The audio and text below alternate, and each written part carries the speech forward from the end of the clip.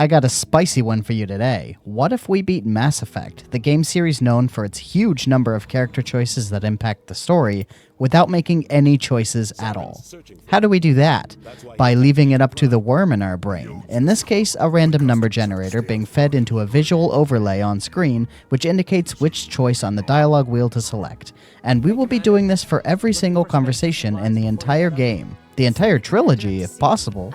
In effect, this means we will have no personal influence on the story whatsoever, and Paragon and Renegade scores will also be randomized. Likely that will lead to them evening out and being too low to ever hit the big, impactful Paragon and Renegade choices later down the line. But probably more importantly, this way of playing will very likely lead to squad member deaths, especially in Mass Effect 2. I'm really dreading what will happen there. So let's strap in and get ready to jump into the story of the most indecisive Shepard of all time. Just a disclaimer about music in this series. I've heard that this series is one that is particularly hard to get by content ID matches, so for safety I'll just be omitting music and using free stuff. Sorry, the music is genuinely fantastic, so if you get the chance to play the game yourself, please do and experience it. First things first, we gotta create our new Shepard.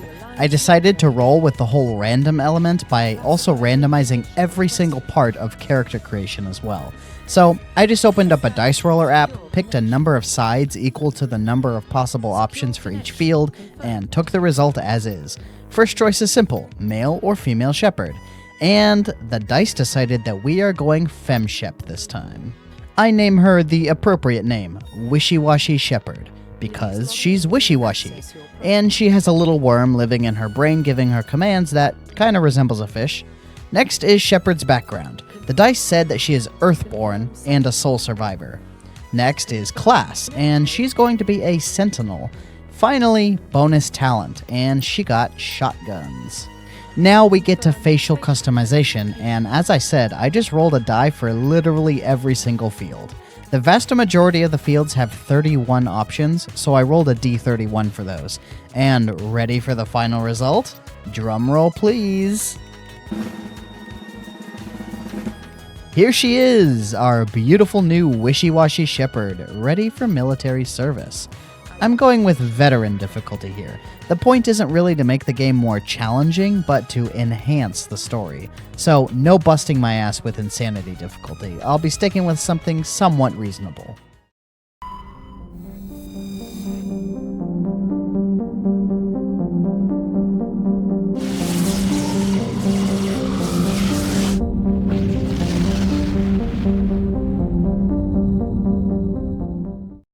I find it interesting that the intro cinematic plays music despite the fact that I disabled it in options, which is why the sound is currently muted.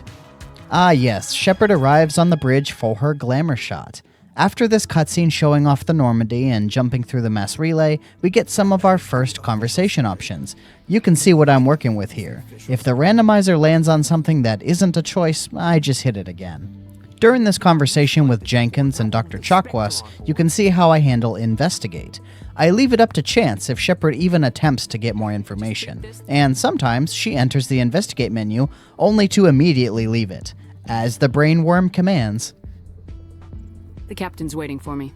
Going forward, if I leave a conversation early, that's it. No more talking to that person. At least unless the game prompts me to do so for some other reason. This is to prevent multiple attempts at flagging quests. I want to keep it so that if a quest is refused, it stays that way.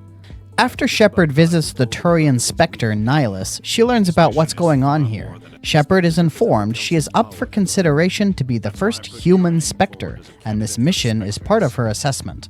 At first, they assume it will be a simple pickup of a Prothean artifact from a human colony. But as they get near, Joker calls and informs them that things aren't what they seem down on Eden Prime. They received footage of the colony being attacked by a huge, intimidating ship. Anderson says it best. This mission just got a lot more complicated. Shepard readies her strike team of Kaidan and Jenkins. As they get ready to drop, Nihilus jumps early so he can scout ahead, and this is the last time anybody ever saw him. After fumbling with the controls a bit, it's been a long time, alright? Shepard heads into the next area and, well, there goes Jenkins.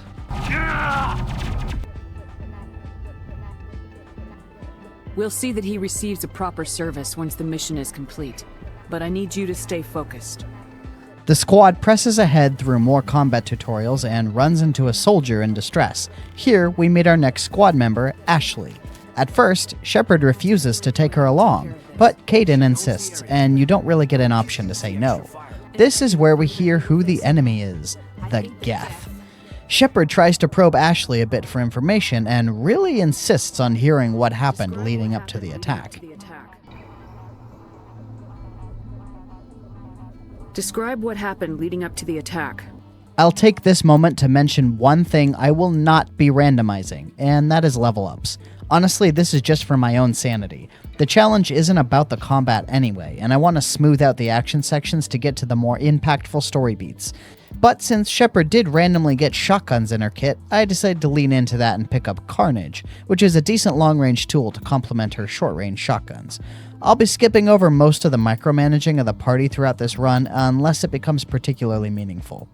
The party of Shepard, Kaidan, and Ashley keep pushing forward through Eden Prime towards where the beacon is. When they arrive, they find that the beacon has already been relocated. Up the hill, Kaidan has a premonition right before the first Husk encounter. Crazy that Husks have shields in this game, since they are the weakest, most basic foe in the other two games. It has been a decently long while since I played this game, so I forgot how overriding works and failed the first override minigame. Smart move, I know. And you don't even get enough Omnigel to try again. Oh well, I'm fairly sure nothing I pick up in the tutorial zone is going to be all that significant anyway.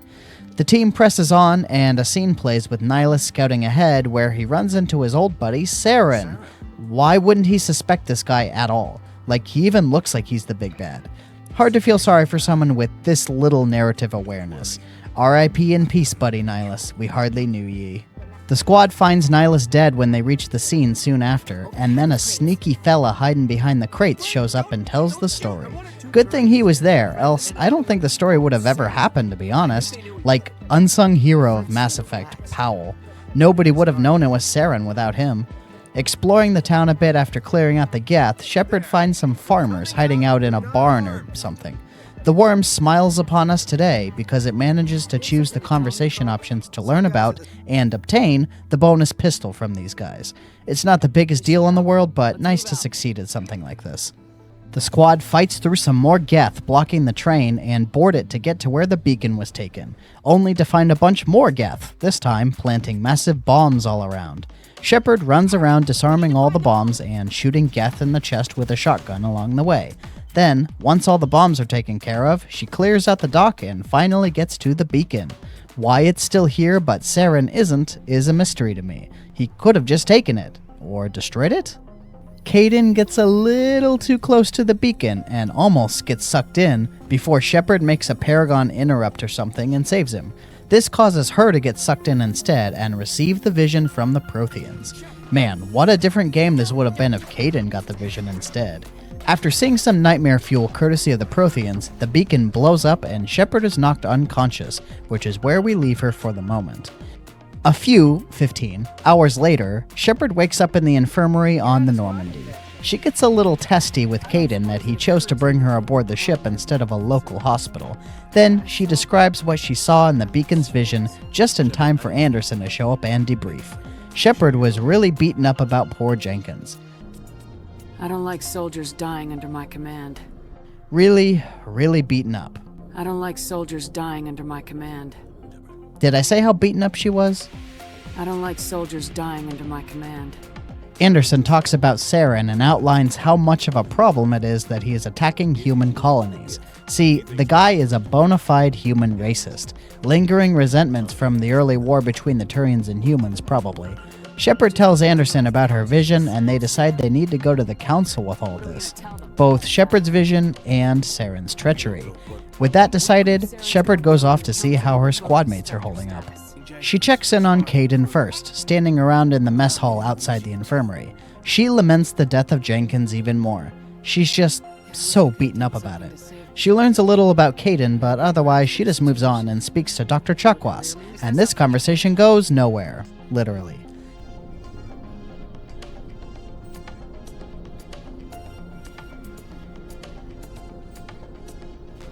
I should go. Goodbye, Commander. Next up is Ashley. Ashley seems a bit pissed, but Shepard has no interest in prying further about her bad mood.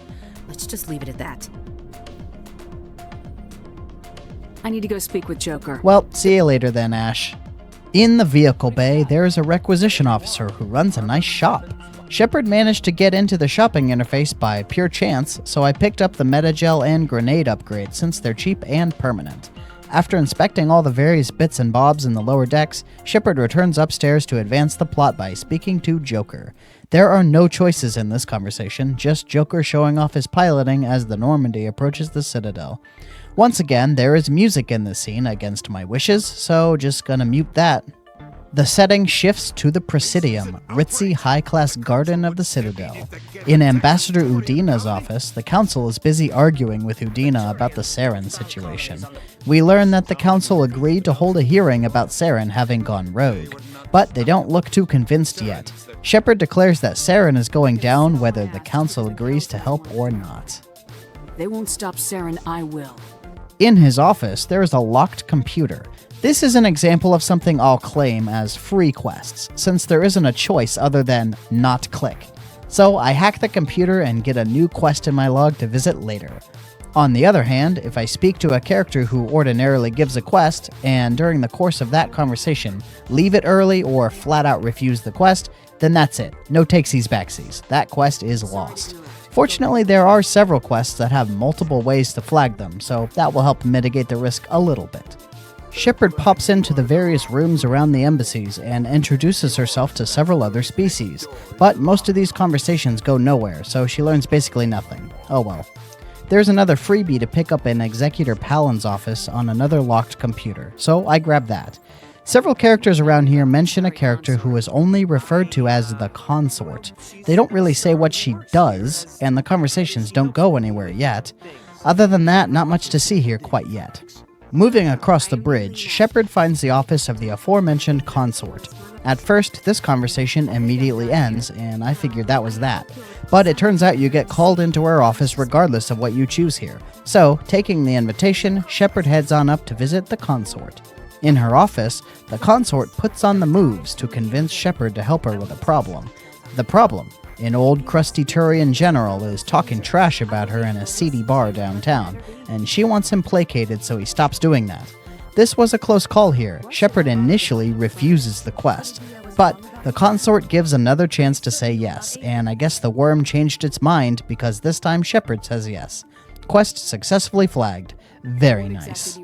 There is a little bit of wandering around the Presidium here, but nothing possible to achieve until speaking with the Council, so up the elevator we go. My boy Garrus is waiting outside, and Shepard talks to him. Of the CSEC investigation into Saren.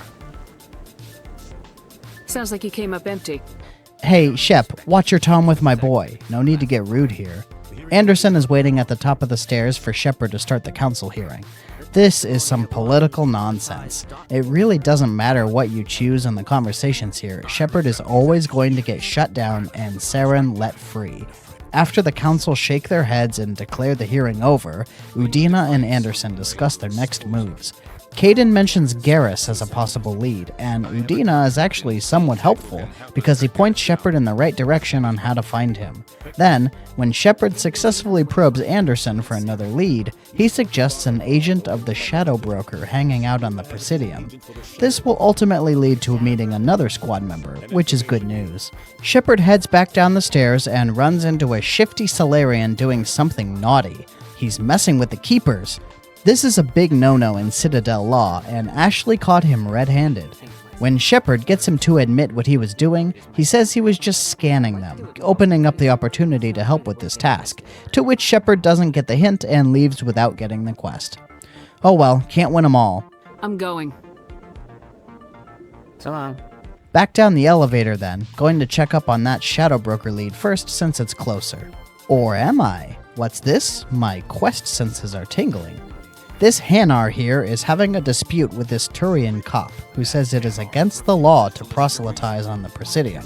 Or at least, it is against the law to do it without purchasing the proper documentation first.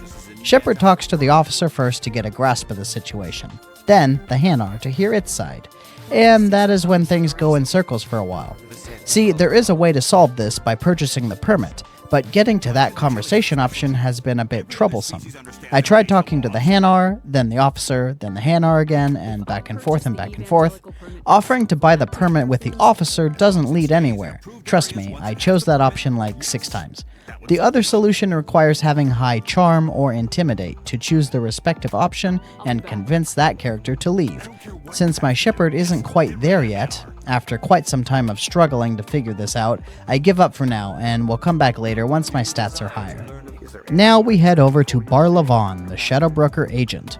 He is quite easy to persuade to give up his information. Pretty sure you can't fail, actually. He mentions that Saren made the Shadow Broker angry, so that means he is perfectly willing to help in the investigation. And then he points us in the right direction to meet a certain Krogan in CSEC headquarters. Excellent, making good progress. I could choose which location to go to randomly, but I don't think order is particularly important here, so I just choose Korra's Den first, since it was the first one I found. After using fast travel to get down there, immediately it turns into a fight. These Turian assassins each go down in one shotgun blast. But the cool thing is that Shepard gets another level up here. I decide at this moment that, going forward, I will be leveling Charm and Intimidate equally, so as to mitigate any bias towards Paragon or Renegade. Every once in a while, I will be putting a point in each. Other than that, Shepard is going for shotguns and biotics mostly. Basically a Vanguard build, but as a Sentinel. Inside Korra's den, the first important figure Shepard finds is Septimus, the Turian general that the consort asked her to talk to. He is surprisingly easy to convince, even choosing seemingly hostile choices in the conversation. He agrees to back down and become more professional. And then, as a bonus, he offers a quest to Shepard, which she agrees to. Convince the L-Corps diplomat in the embassy that the consort never betrayed him. He hands over a datapad as evidence, and the quest is flagged. Yay. The next person on the list is over in the corner, Harkin. He immediately gets very uncool with his comments towards Shepard, and Shepard is having none of it. I'm actually pretty glad she ended up using Renegade options here, to be honest. Harkin says he will help find Garrus, but first makes some accusations about Captain Anderson. Here's the bombshell. Anderson was actually the first Human Spectre, before Shepard, but he lost his opportunity and blames Saren for it. For now, Harkin doesn't say much more on that subject, but he does mention where Garrus is likely to be, a medical clinic nearby. On the way out, Shepard talks to a bouncer about someone named Fist, and, well, she was really confused about who Fist was. He owns this club, but the customers have to stay out front. Who's Fist? He owns this club, but the customers have to stay out front. Who's Fist? He owns this club, but the customers have to stay out front. Who's Fist? He owns this club, but the customers have to stay out front. Goodbye. Not much else to do here, so Shepard starts exploring the wards area to see what else there is to see around here. The markets are pretty empty. Nobody to talk to except one Solarian, and Shepard had no interest in dealing with him. You want many good supplies, yes? Goodbye. Up the ramp is the notorious Conrad Werner. I was dreading how this conversation would go, except it was very vanilla. She signed his autograph happily and he moved on. I guess we'll have to check up on him later and hope for more interesting results. Shepard ran into an investigative reporter by the name of Emily Wong. She asked for a favor, some information on her investigation. At first, Shepard was a little accommodating in asking what she needed, but once Emily got to the point, Shepard flat out rejected her proposal. There was a cute little scene where Kaidan was impressed with the scope of the Citadel, and Ashley was being her typical, difficult self. Upon opening the med clinic door, Shepard arrives just in time to see a thug taking the doctor hostage, and with the distraction Shepard provides, Garrus rolls in and snipes the thug. Then it turns into a brawl, nothing a few shotgun blasts can't handle. Shepard chastises Garrus for his risky shot that could have harmed the doctor. Dr. Michelle here spills the beans. These thugs work for that guy Fist and wanted to make sure the doctor doesn't tell Garrus about a Quarian. Apparently this Quarian has some valuable information, and she wanted to sell the information to the Shadow Broker. But Saren isn't happy about it. It must have to do with the Geth. This is just the lead that Shepard is looking for. Now we know where we have to go. Fist. Shepard is quick to let Garrus into the party, but when Garrus suggests that they find a Krogan mercenary named Rex, Shepard doesn't seem interested. I mean, I guess I could just skip Rex and never recruit him. Technically that is possible, though he forces his way to your ship later if you skip him. But in that scene, you can technically refuse him, and that's that. But I wanted to give him the chance to join naturally, and CSEC Academy is right there. So Shepard heads down the stairs. She talks to a friendly cop for a minute and moves on. In CSEC Academy, basically the only thing to do is the Rex encounter, so that's where she goes. Rex seems like a pretty bad dude, threatening to kill Fist right to a cop's face. But when Rex sees Shepard, he comes over to greet her. Do I know you, human? Shepard gets straight to the point. Don't get in my way with Fist. Garrus intervenes and suggests they work together, to which Rex is immediately on board, and at this point it looks like Shepard won't refuse him anymore.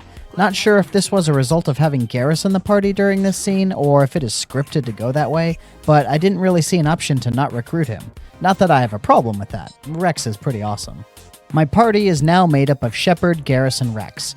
At this low level, I don't really have the points to fill out their builds yet, but Rex is pretty beefy, and Garrus has high firepower. Should work just fine for Fist.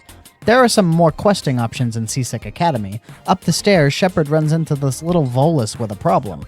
This is another opportunity to get in with the scanning the Keeper's quest, and she refuses. Bummer. Oh, alright then. There is also a little shop downstairs, but this place only really pops off when Shepard is a Spectre, so we will be coming back down here later. Shepard makes a brief detour upstairs to the Presidium to clean up some loose threads. First off, the Elcor diplomat attached to the consort story. Shepard has some evidence that his problem is a result of the General Septimus, not the consort. But when Shepard talks to Zeltan, the Elcor, she really just doesn't want to deal with this. After 3 failed attempts in a row, I was like, I guess fate just really doesn't want me to finish this quest. Following Shepard's intuition, I go to visit the consort first instead. The consort simply gives her thanks about solving her issue with Septimus, to which Shepard insists on payment. The consort also offers a bonus, and Shepard seems down. The bonus is just some fluffy compliments. She heaps praise on Shepard on the level that would make an overbearing mother blush. Shepard's ego seems thoroughly stroked, so she leaves the consort shop in a good mood. Good enough to attempt talking to that Elcor again. 3 more failed attempts in a row. This is getting ridiculous. What are the odds that you fail a coin flip 6 times in a row again? 1%? Anyway, on the 7th attempt, Shepard finally relents and gives the Elcor the information she has had in her hands the entire time. The Elcor is grateful, and this little episode of Bad Probability is over. Finally, time to get to work on the main story. When Shepard arrives back at Cora's den, the place is deserted. Not exactly a good sign at a happening joint like this place. Obviously, there are about 100 thugs waiting inside in key ambush positions. This fight even includes that Krogan bouncer from earlier. He owns this club, but the customers have to stay out front. He took a walloping, but Shepard got it done with her shoddy and some punches. I don't recommend fighting many Krogan in melee, by the way. Not a safe strategy generally. The first room took a while to clear out, and in the back were a couple workers who went down quick. All that was left was Fist himself. This is like a mini boss fight, I guess. He is in a pretty defensible position and has a couple automated turrets set up. After blowing up the turrets, Fist immediately surrendered. He lies and says he doesn't know where the Quarian went, but Rex doesn't let that slide. So Fist relents and says where he sent the Quarian, to an ambush with Saren's men in a nearby back alley. And before any other conversation choices could be made, Rex went for the kill. Maybe it wasn't such a good idea bringing him along. He kinda made that choice for me, huh? Or he made that choice for the worm, I guess. There is some evidence in the room necessary for Emily Wong's quest, which is still flagged in my journal, despite refusing it, so... After picking that up, I notice a timer counting down. Better get a move on. Back in the main room of the club, there are a ton more guys to fight. Once they are taken care of, it is time to find where the Quarian is, and fortunately, I actually know where to go, so I go straight there. Shepard arrives just in time to see a pretty spooky scenario with this Quarian and her Turian contact. She knows it's an ambush and sets off an explosive to get out of there, to which another battle begins. After taking out the assassins, Shepard interrogates the Quarian, insisting that she quickly say what's going on before more danger comes. The Quarian is grateful for the rescue and says she will help, but in a more secure location, to which Garrus suggests Udina's office in the embassy.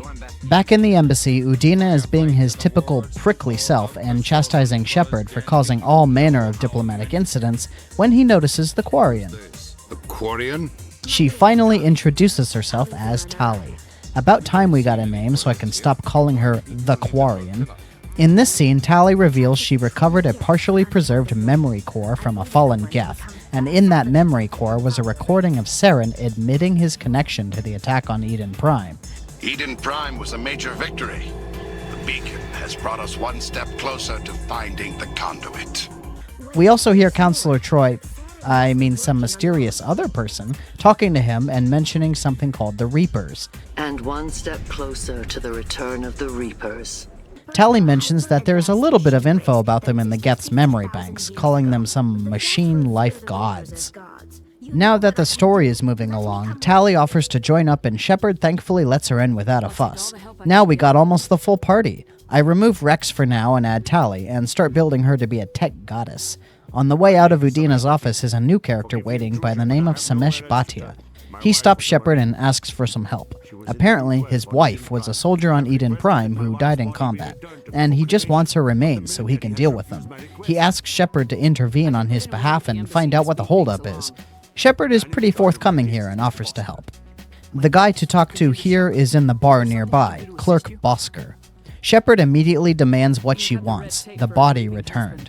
Here we learn why her remains haven't been returned. They are being studied for potential methods to resist Geth attacks in the future. At first, Shepard is understanding of the situation, but then the first major persuasion choice finally is available, and Shepard goes for the charm version. Bosker resists a bit, but Shepard is insistent. Return the body immediately. Bosker relents and says he will get it done ASAP. This was a big chunk of Paragon points. I checked up on my totals after. Still kinda looks balanced though, to be honest. Shepard reports the results to Samesh, who is very happy to hear that the situation is handled. So that is the end of that quest. If you recall, there is another lingering quest around here, and I decide to give it another shot. The CSEC officer and the Hanar preacher who are in conflict. But nothing changes on this front. Still can't activate either of the persuasion options for either character, despite having 2 points in both Charm and Intimidate. Shepard hits the Purchase the Permit option with the officer 3 more times in a row, but no dice on this one. And getting to the Purchase the Permit option with the Hanar is a bit of a long shot, so setting this one aside again. I'll be back. I promise I will finish this quest one day. Time to see the Council again. Udina is busy showing off his purely audio evidence, which the Turian Counselor immediately believes. I guess they don't have AI faked audio in this universe. The Asari Counselor says she recognizes the other voice as Matriarch Benezia, a powerful Asari biotic. And Quark, the Solarian Counselor, is concerned about these so-called Reapers. But as is well known within the Mass Effect community, the Council is extremely resistant to the idea that the Reapers exist. At this point, I guess it makes sense, we don't have much evidence, but man, this attitude continues well into Mass Effect 2. If they were real, we'd have found something. Udina and Shepard try to ask for help chasing after Saren, but the Council refuses. When they start getting hot under the collar, the Asari Counselor makes her suggestion.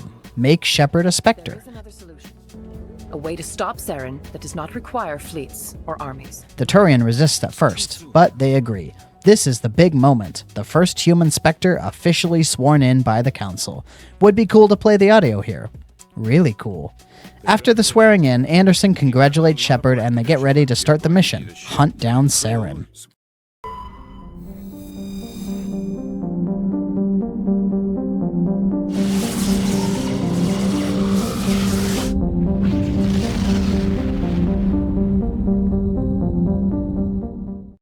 As mentioned, Shepard just recently became a Spectre. Given the task to track down rogue Spectre Saren, Shepard now has free reign to travel anywhere.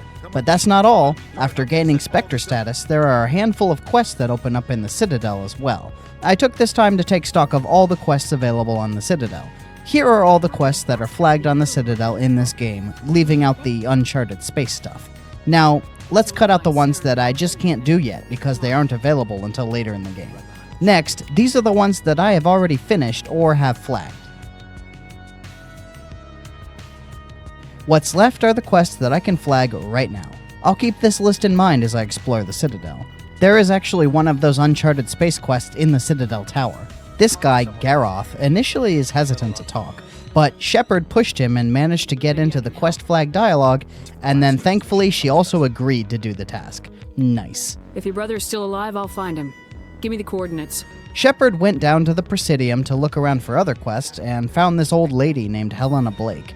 This was another one that wasn't in my list since it's an uncharted space assignment, and Shepard actually refused to help her. But Helena doesn't take no for an answer here. Lucky break, I guess. Up next, let's handle one of the quests I have flagged but haven't finished. Help Emily Wong. Shepard refused her the first time she asked for help, but now she has the item she needs, and she refused her again. Nothing I intend to share with the press. These are for an official investigation. Emily walks off disappointed, and checking the journal... Well, I guess that is the last we will be seeing of Emily Wong. There is one area I neglected to visit at all in the last video, which is this bar by the name of Flux. Upon arriving here, Shepard overhears a conversation between a woman and the bolus bartender. Sounds like she has a quest. Sorry, I'm kind of busy right now. So, what can I do for you? I'm good, thanks. Alright. Or not. Well, another quest successfully locked out. There is another quest here though, and thankfully it actually can't be refused. Upstairs in the slot machine room is a rigged slot machine. Garrus notices something fishy about it and starts tracking the signal to somewhere on the wards. The trail leads to a secret little corridor only accessible up an elevator, and after checking this new one, Garrus tracks it to another location, this time on the Presidium. The next spot is sitting behind Bar Levon in the Merchant Quarter. This point redirects to another one like a few feet away. It's in this room behind the market, and this is the final destination. Checking this spot makes the computer start a self-destruct sequence. Turns out this is a rogue AI that is siphoning money, though we will never know why, because Shepard goes straight for the Renegade choice and pisses it off. You have to do this little puzzle where you use trial and error to probe for the order of buttons and remember them as you find the right sequence. Pretty typical video game puzzle, not very difficult. The AI is deactivated immediately upon finishing the puzzle, and Shepard levels up. I put points into Charm and Intimidate, getting both to that breakpoint of level 4. Hopefully this helps with some key decisions later. There is one more quest on my list of flaggable quests, and it's at the med clinic. Shepard overhears Dr. Michelle in some trouble with another thug, though this time he is threatening her over the comm. Shepard asks what is going on, and Dr. Michelle explains she is being blackmailed by someone who found out about her less than perfect job history. And Shepard refuses to help. Man, not having much luck with these today. Well, let's head to the ship now and see where the next destination is. Shepard talks to Udina and Anderson, and they outline the 3 major choices. Pharos and Noveria, both mentioned as having Geth sighted recently, and then some uncharted world where the daughter of Matriarch Benezia is located. I mentioned in the last video I wanted to choose the next destination randomly, and thankfully the game provides the perfect method for accomplishing that. And it looks like the worm is pointing towards Noveria. Guess it's in the mood for some snow cones. Shepard asks Anderson about his history with Saren, but stops the conversation before he gets to the good stuff. What a tease.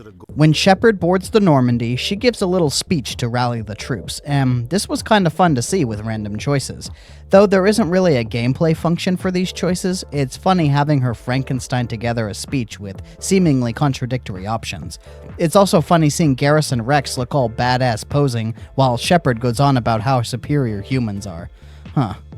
Before departing, Shepard goes to talk to all her new friends. Most of the conversations are over in a flash, but Ashley, oh my god. I'm gonna let this play out in 5 times speed so you can see just how long this was.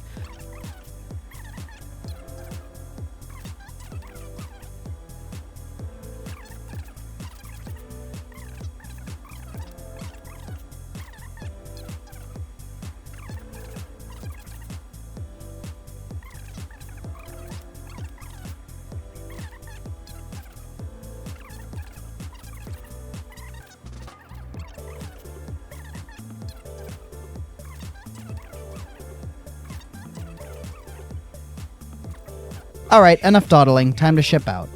I'll check out all these optional locations in another video, but Noveria is a pretty long chapter, so need to focus on it specifically this time.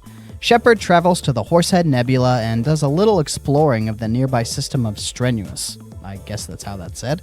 Just some pickups and a planet that looks explorable but isn't available yet. Going on to the real destination of Pax, the only planet with anything significant is Novaria itself, so time to land. Joker calls in to inform Novaria Control that we are landing, and they seem very resistant to the idea. When Joker drops that there's a Spectre on board, they don't really have an option and allow the landing. I decided to randomize my squad loadout for this as well, so I just did a simple trick for that. I rolled a d6 twice and took whoever the number matches up with from the left. The first die landed on 2, so Caden, and the second on 4, so Rex. I would have re-rolled if I got a dupe or if it landed on Liara. Hopefully this system makes the party dynamics a little more interesting so I'm not just running Garrison Tally everywhere. I make sure to level my dudes up and head out for the planet. Shepard runs into some resistance with the security force, and this is a pretty tense scene. This time the worm went all in on Renegade options, and it looked like it was about to turn into a bloodbath. But Gianna Parasini calls over the intercom just in time to stop an all-out brawl. She awaits just inside to greet Shepard. Weird disconnect of dialogue choices here. When Shepard says, "I heard there were Geth here," she actually asks if anybody unusual came through. This is when we hear that Matriarch Benezia is here. Well, that's a good enough reason to investigate. As Caden says, she's Saren's right hand. Gianna explains that she went off to a location outside called Peak 15, but the only way out there is to get clearance from the Administrator. So that would be our next task, to get out of this dang port and go find the Matriarch. Time to explore Port Hanshan. First up, there's this friendly-looking guy standing off to the right as we enter, by the name of Opold. He informs us that word has already gotten around that a Spectre is here and that the others are wary. He has a request, and he comes just right out and says it. He wants Shepard to smuggle an item into the station through customs. Shepard dodges the question and goes into the shopping interface instead, but this stuff is a bit pricey, so no purchases. Shepard goes down to meet with the administrator of Port Hanshan. On the way to his office, she speaks with Gianna Parasini again, who buzzes Shepard in. Anolaus is not particularly personable. He even talks smack about Earth. He doesn't seem like he will be very cooperative to Shepard's mission here, but Shepard decides to get straight to the point and rat out Opold, which I found hilarious. That was a pretty quick turnaround. Anolaus seems keen to actually see the item to be smuggled, so Shepard sets that task aside for now. Anolaus also informs Shepard where Benezia got off to, a research station called Peak 15. But after that, Shepard leaves. I have no more questions at this time. Only to be stopped by Gianna on the way out. Gianna drops the name of someone who might be able to help. Some guy waiting at the bar named Lorik Keen. I guess we have 2 leads to follow now then. Shepard heads up to speak to Opold again, but hits a wall of goodbye again, despite speaking with him 3 times. Guess this is a hint to come back later for this and address the other possible route first. The other business people around the port are pretty dismissive of Shepard. There is a friendly Turian named he says to call him Lee. I'm the chief mechanic for Hanshan. Just call me Lee. Humans have a problem saying my full name. What? Unlike everybody else, he's pretty forthcoming with information. He explains the deal with a garage and the pass to get out, but refuses to give his pass since they track whose pass is used to open the garage. The guard at the door gives a similar spiel about needing a pass from Anolaus. Shepard heads up to the bar and on the way in sees a suspicious woman waiting by the door. She gets right to the point. She wants Shepard to talk to some guy by the... Well, that's the end of that quest then. I'm busy. Lorik Keen is sitting at a table by himself. Shepard inquires about getting to Peak 15, only to hear about a storm and then end the conversation. That was kind of a waste of time, might have to try again later. The rest of the bar has a few chests to open and some NPCs that don't want to even interact with Shepard. There was a locked security terminal which gave some XP and a fancy jingle when decrypted. Maybe that will help later. A nearby terminal also gives a quest out in the galaxy map after being decrypted. Shepard eavesdrops on this guy, and she seems to have a twitch because she won't stand still. Very subtle, Shepard. The Solarian here gives some backstory about the situation between Lorik Keen and Anolaus. Very interesting stuff. Shepard tries speaking to Lorik again, and it goes pretty similarly. She asks him a question, gets a cryptic answer, and then immediately gives up and leaves. And a third time, but never getting to the point. This is not working out as I would have hoped. Something has to give, so Shepard heads back downstairs to see if the Opold route works out. Oh, progress! He is explaining the job. Again. Whoops, now she wants to shop again. And we're back to goodbye. Sometimes the worm just refuses to advance the story. Finally, it relents and tells Opal that Shepard will smuggle the item in. Now we're getting somewhere. The item to be smuggled is sitting out in the docking area by the Normandy. So, 2 annoying elevator rides later, I really don't miss having these in Mass Effect 2 and 3, and Shepard has the item in hand back in Port Hanshan. Now, what do we do with this? There are 2 options. Give the item to Opal as he requested and get some minor rewards, or give it to Annaleas and get a pass out of Port Hanshan. We are at a major decision point, but no dialogue interface to facilitate the worm making the decision. So, instead, I flip a little coin. Heads Opal, tails Annaleas. And the result was... tails. Guess we gotta throw this nice gentleman under the bus. Immediately, Annaleas asks for it, and the option to lie and say I don't have it is presented, but the worm backed up the decision of the coin and offered it to him. Annaleas gives the pass, as promised, and a tiny bit of cash, and now we simply must investigate what Opal says now that his fate is sealed. Unfortunately, there are too many options in his conversation interface, and most of them lead nowhere. This could take a while if I try to push it. So let's just ignore this for now and get out of here. Time to go after Matriarch Benezia like the main story demands. Shepard shows her pass to the guard and makes her way into the garage, only to find... Geth! We got some new types even, as this is the first encounter with the sneaky sniper Geth that jam your radar. This section will be a bit combat heavy from now on. Lots of Geth, among other things. After defeating all these Geth, the security captain comes in and asks what the hell is going on. Turns out these Geth were packed in shipping containers that Matriarch Benezia brought with her to Novaria, and the security checks completely missed. That's embarrassing. How could you miss a bunch of robots in a crate? Well, now we get our first vehicle section. Ah, the Mako. Everyone's favorite little six-wheeler that could. There are a bunch of Geth along the road through these snowy mountains, but the range on the Mako's guns is nuts, so taking them out from a distance is quite easy. This hallway full of rocket dudes would be a fun obstacle, but it was a simple task to blow them apart. On the other side is the first Geth armature encounter. And it's dead. I'd make some snarky comment about how I should have picked a higher difficulty than Veteran, but the truth is I die quite often in regular battles later on. It's just that the Mako sections are stupidly easy. Even Thresher Maws are pretty easy pickings for this thing. I was playing this late at night and was dead tired, so I had more than a few close calls where I nearly drove straight off the side of the mountain. Don't drive while sleep deprived, folks.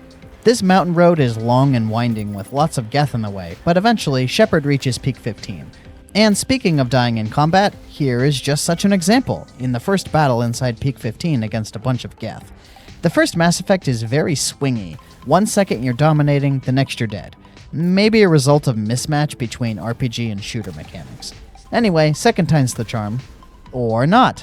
Give it another go then. This Juggernaut is the bane of my existence. I forgot how to use Medigels, so after an embarrassing display trying to figure that out, I finally beat it. Then, just mopping up the rest of the Geth and this Krogan? What is he doing here? He owns this club, but the customers have to stay out front. Oh man. Don't walk around rooms while sleep deprived, folks.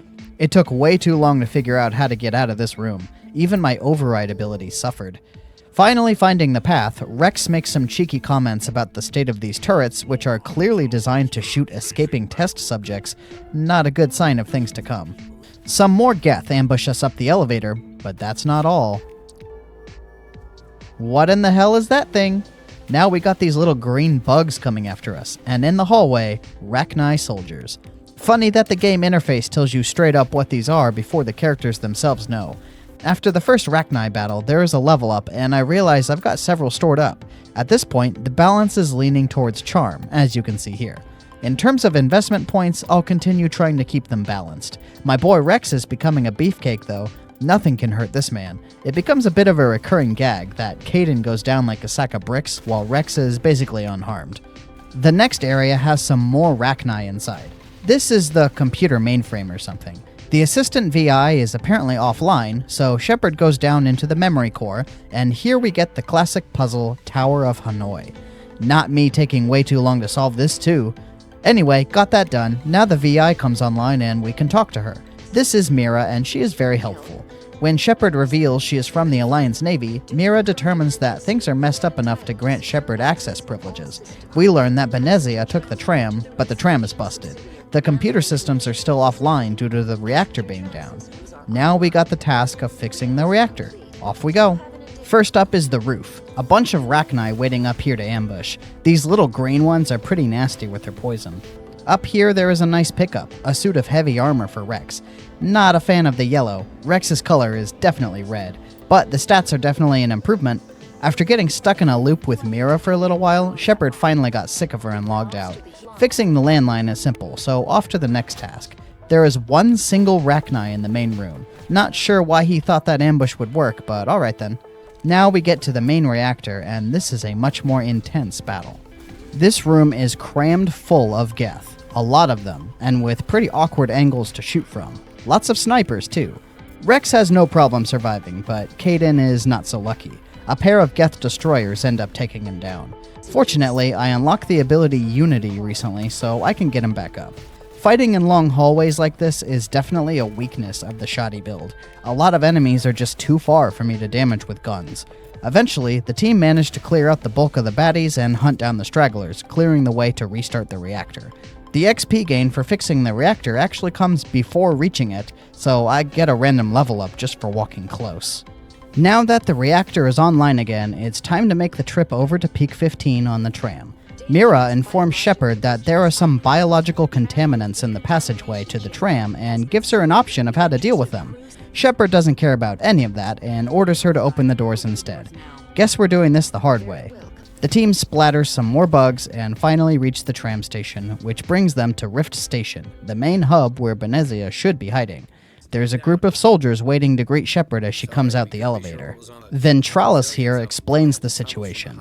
There have been a lot of alien bugs coming up the elevator shaft attacking them. They've been holding this defensive position, but they're struggling. Shepard asks where Benezia went, and he reveals she went to the Hot Labs. Now we got a destination, but before heading out, a few more Rachni come up and attack. They go down easily enough, which is actually the subject of the next conversation. Why was that so easy?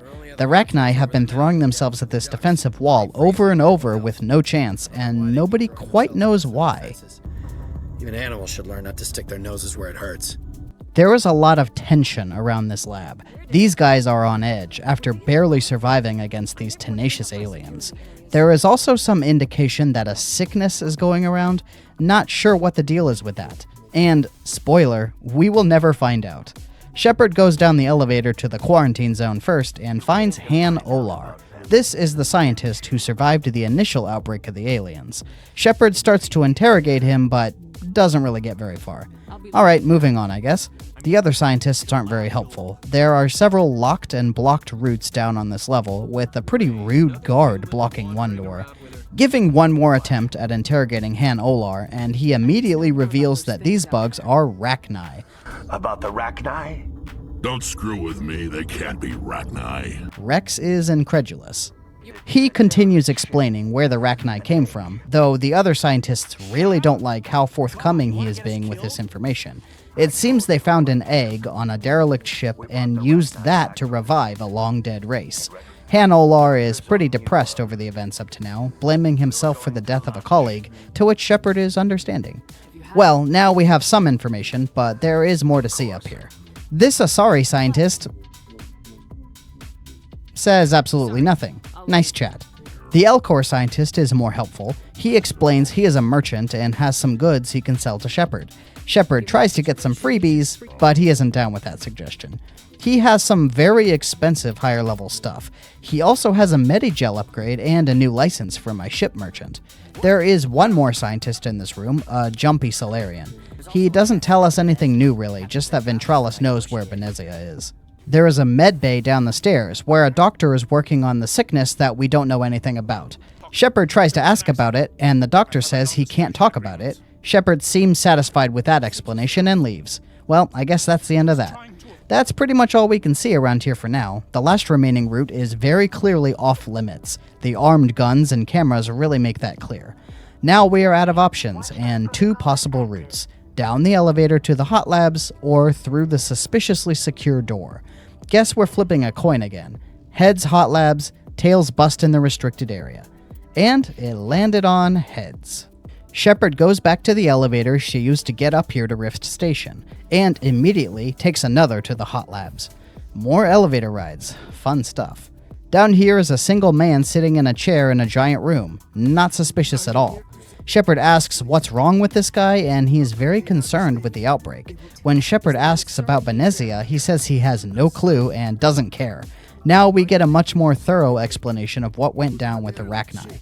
The company here found the egg, brought it back to clone, and it was a queen. They instead had the queen hatch a clutch of eggs and then separated the babies from her to try and control them, only for that to backfire completely.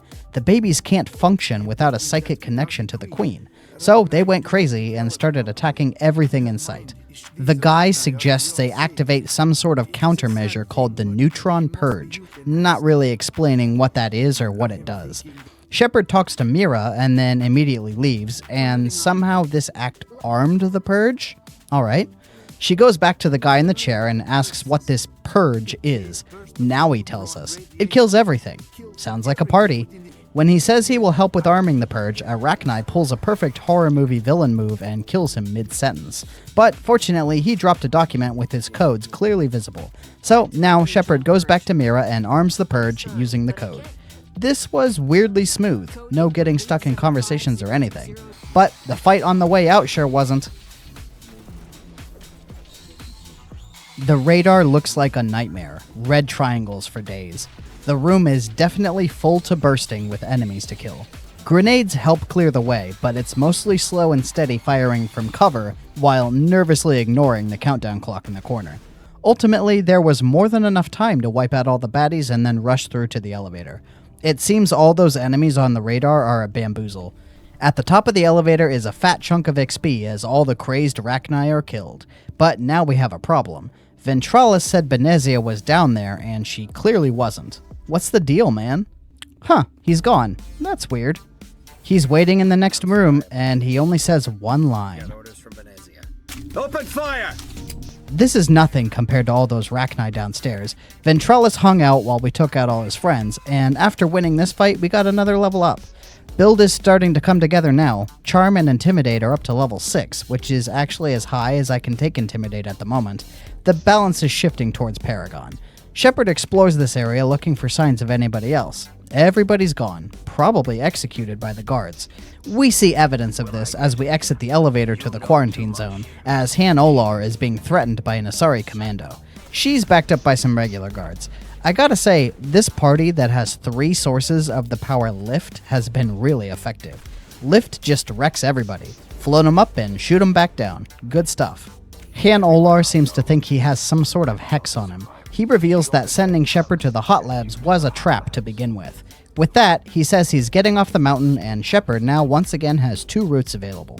A newly opened door near Han Olar with an icy cave behind it, or the restricted area upstairs.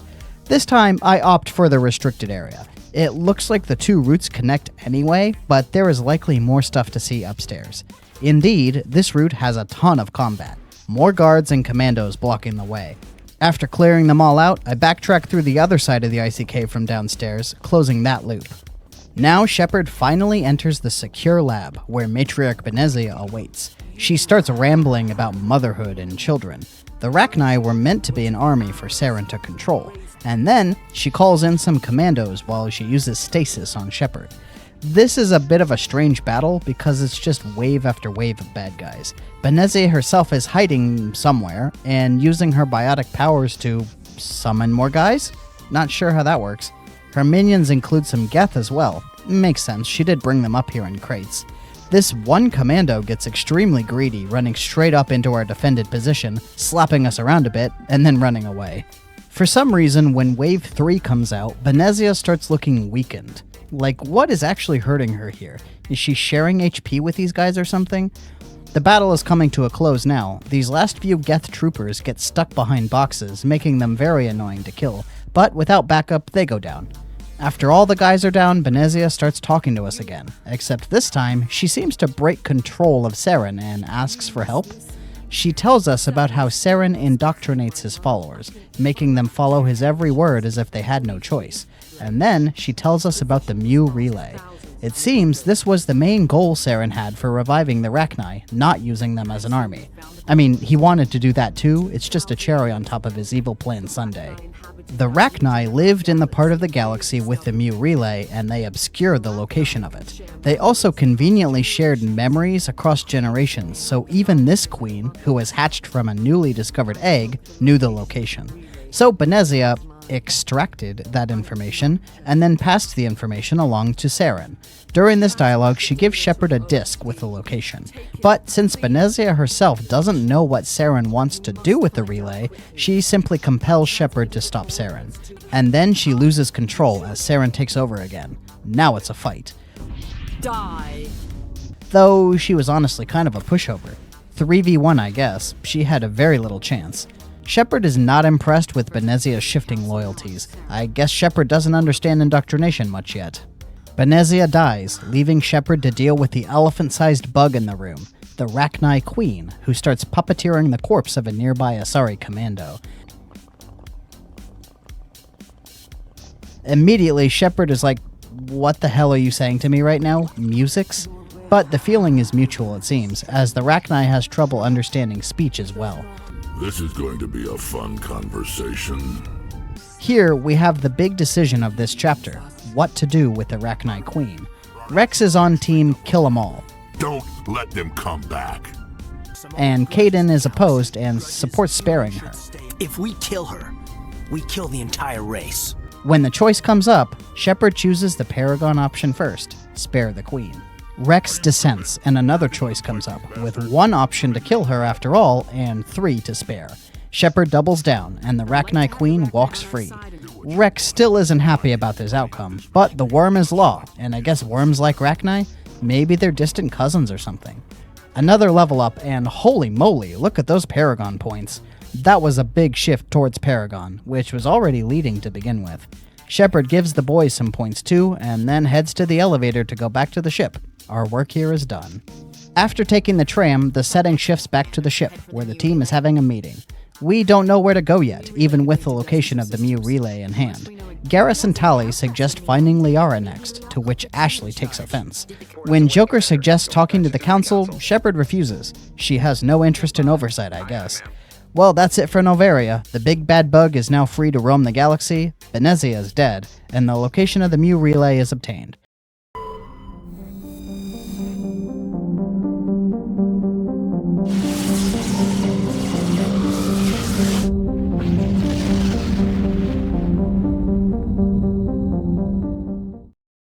Now they have one piece of the puzzle of how to stop Saren, but not enough to catch him. There are a few more options for where to go next. Option 1, find Liara, Benezia's daughter, who might have more to contribute to hunting down Saren. Option 2, the human colony on the planet Pharos, which has had a recent sighting of Geth, Saren's ground troopers. And Option 3, some asteroid somewhere or something? The game hasn't exactly given us a reason to go there yet, but the map is showing us X-57 as an option. As with Part 2, I want to have the worm decide where to go, so that means we are picking a random destination where possible. Since there is no dialogue interface this time to let the worm decide, I decided to use a wheel spinner app and attached a few images to it. Here we go, let's spin that wheel and see what pops up. And it looks like it's... who the hell is that guy? Well, I guess that means we're doing the DLC mission first. Buckle up, I hope you like Mako missions, because we are going six-wheeling. Time to head to the galaxy map and blast off to asteroid X-57, yeehaw! Before shipping out, Shepard has a little chat with a few of her crew. First up is Kaidan, as usual since he's closest. This was actually a pretty lengthy conversation with a lot of information. I guess Shepard might have an interest in Kaidan. He talks about his concerns about the Council and how little they're helping with this Saren problem. And then, Shepard starts getting into his past as a biotic, and how he has been a part of the training program since he was a child. Biotics had it pretty rough early on. Most of them were just accidentally exposed to a dangerous substance and got superpowers. They're all basically Spider-Man or Daredevil. They should have been killed or physically crippled, but instead became superheroes. Good stuff.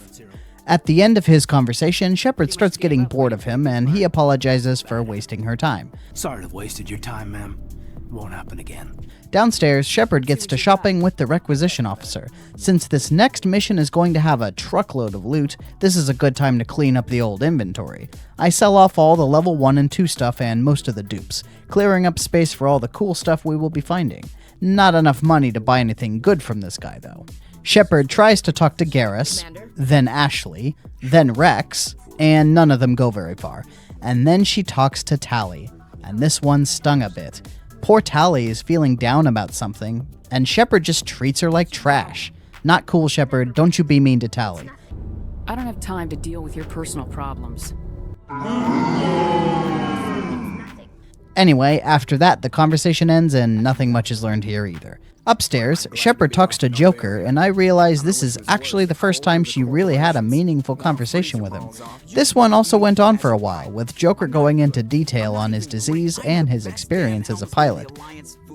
Joker really isn't afraid to speak his mind, even with a superior officer. I don't fly with my feet, Commander, so I'm fine as long as I'm in this chair. I gotta be real careful when I get up to take a piss, though.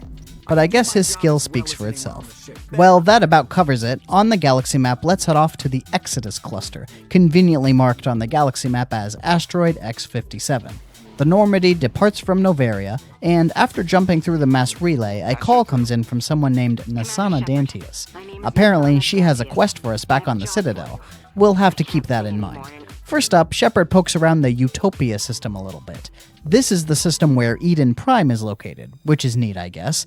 You can't return there, though, and none of the other planets have anything on them. Not even collectibles for the random quests you can find stuff for. Just world building, I suppose. The Asgard system is where the mission is at. None of the planets here have anything either, only Asteroid X-57. Once again, my squad is going to be randomized, so rolling a couple d6s. The first one lands on 1, which is Ashley. The second one lands on 4 again, so that means Rex is coming back for another round. A short cutscene plays as the intro to this mission. Someone is sending a distress call saying she needs help, and they haven't found her yet.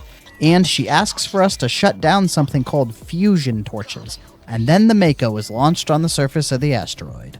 First things first, haven't used Ashley since the prologue, so need to level her up. She ends up becoming very, very hardy, which is kind of her thing, I guess. Ashley is actually more defensive than Rex even, but that is kind of the theme of this pairing, take as little damage as possible. Ashley will be focusing on assault rifles, while Rex uses a shotgun. Alright, let's head out. What is that? Alright, so there are these little quest markers that can be found on the map. This one has the body of one G. Mendel, who is an engineer. His log points at a transmission tower on the Fritz, and we get a quest to find the other engineers on the asteroid. Cool, there's more to do here than just drive around. This technician kit has an Omni-tool upgrade, the first one I found so far. That's a pretty big difference, happy to have it. We can see the first destination ahead, that giant blasting engine in the distance. That is a fusion torch, of which there are 3, and we have to shut them all down. On approach, we start fighting against these heavy turrets that are shooting rockets. I mentioned this last time too, but the Mako has absurd range. Like, for how slow the rockets from these turrets travel, it's way too easy to blow them up and still dodge getting hit back. Why did they get rid of this in later games again? Looks like there's another little secret on top of this mountain over here. Let me just climb up that real quick. Look at that. Such a trooper, that Mako. Like the horses in Skyrim. Alright, looks like we found a radio station. Right. An Easter egg or something? There's nothing of value up here. Cool, whatever. Didn't get any new assignments or anything. Wait a second. Laurent Keen? Why is that still flagged? Can I still finish that quest even after finishing Noveria? Might have to put a pin in that one. Maybe a trip back to the ice world is in order. But that is a problem for another time. Let's get inside this building and shut down this fusion torch. Corpse in the corner, good sign. Oh, who are these funny fellas? In their cute little puppers. Who's a good boy? You are. Batarians. Harak! Check! Well, this is our first encounter with Batarians and their little doggos, the Varen. This is actually the only mission in the first game to feature these guys, who would go on to be very prevalent in future games, particularly 2.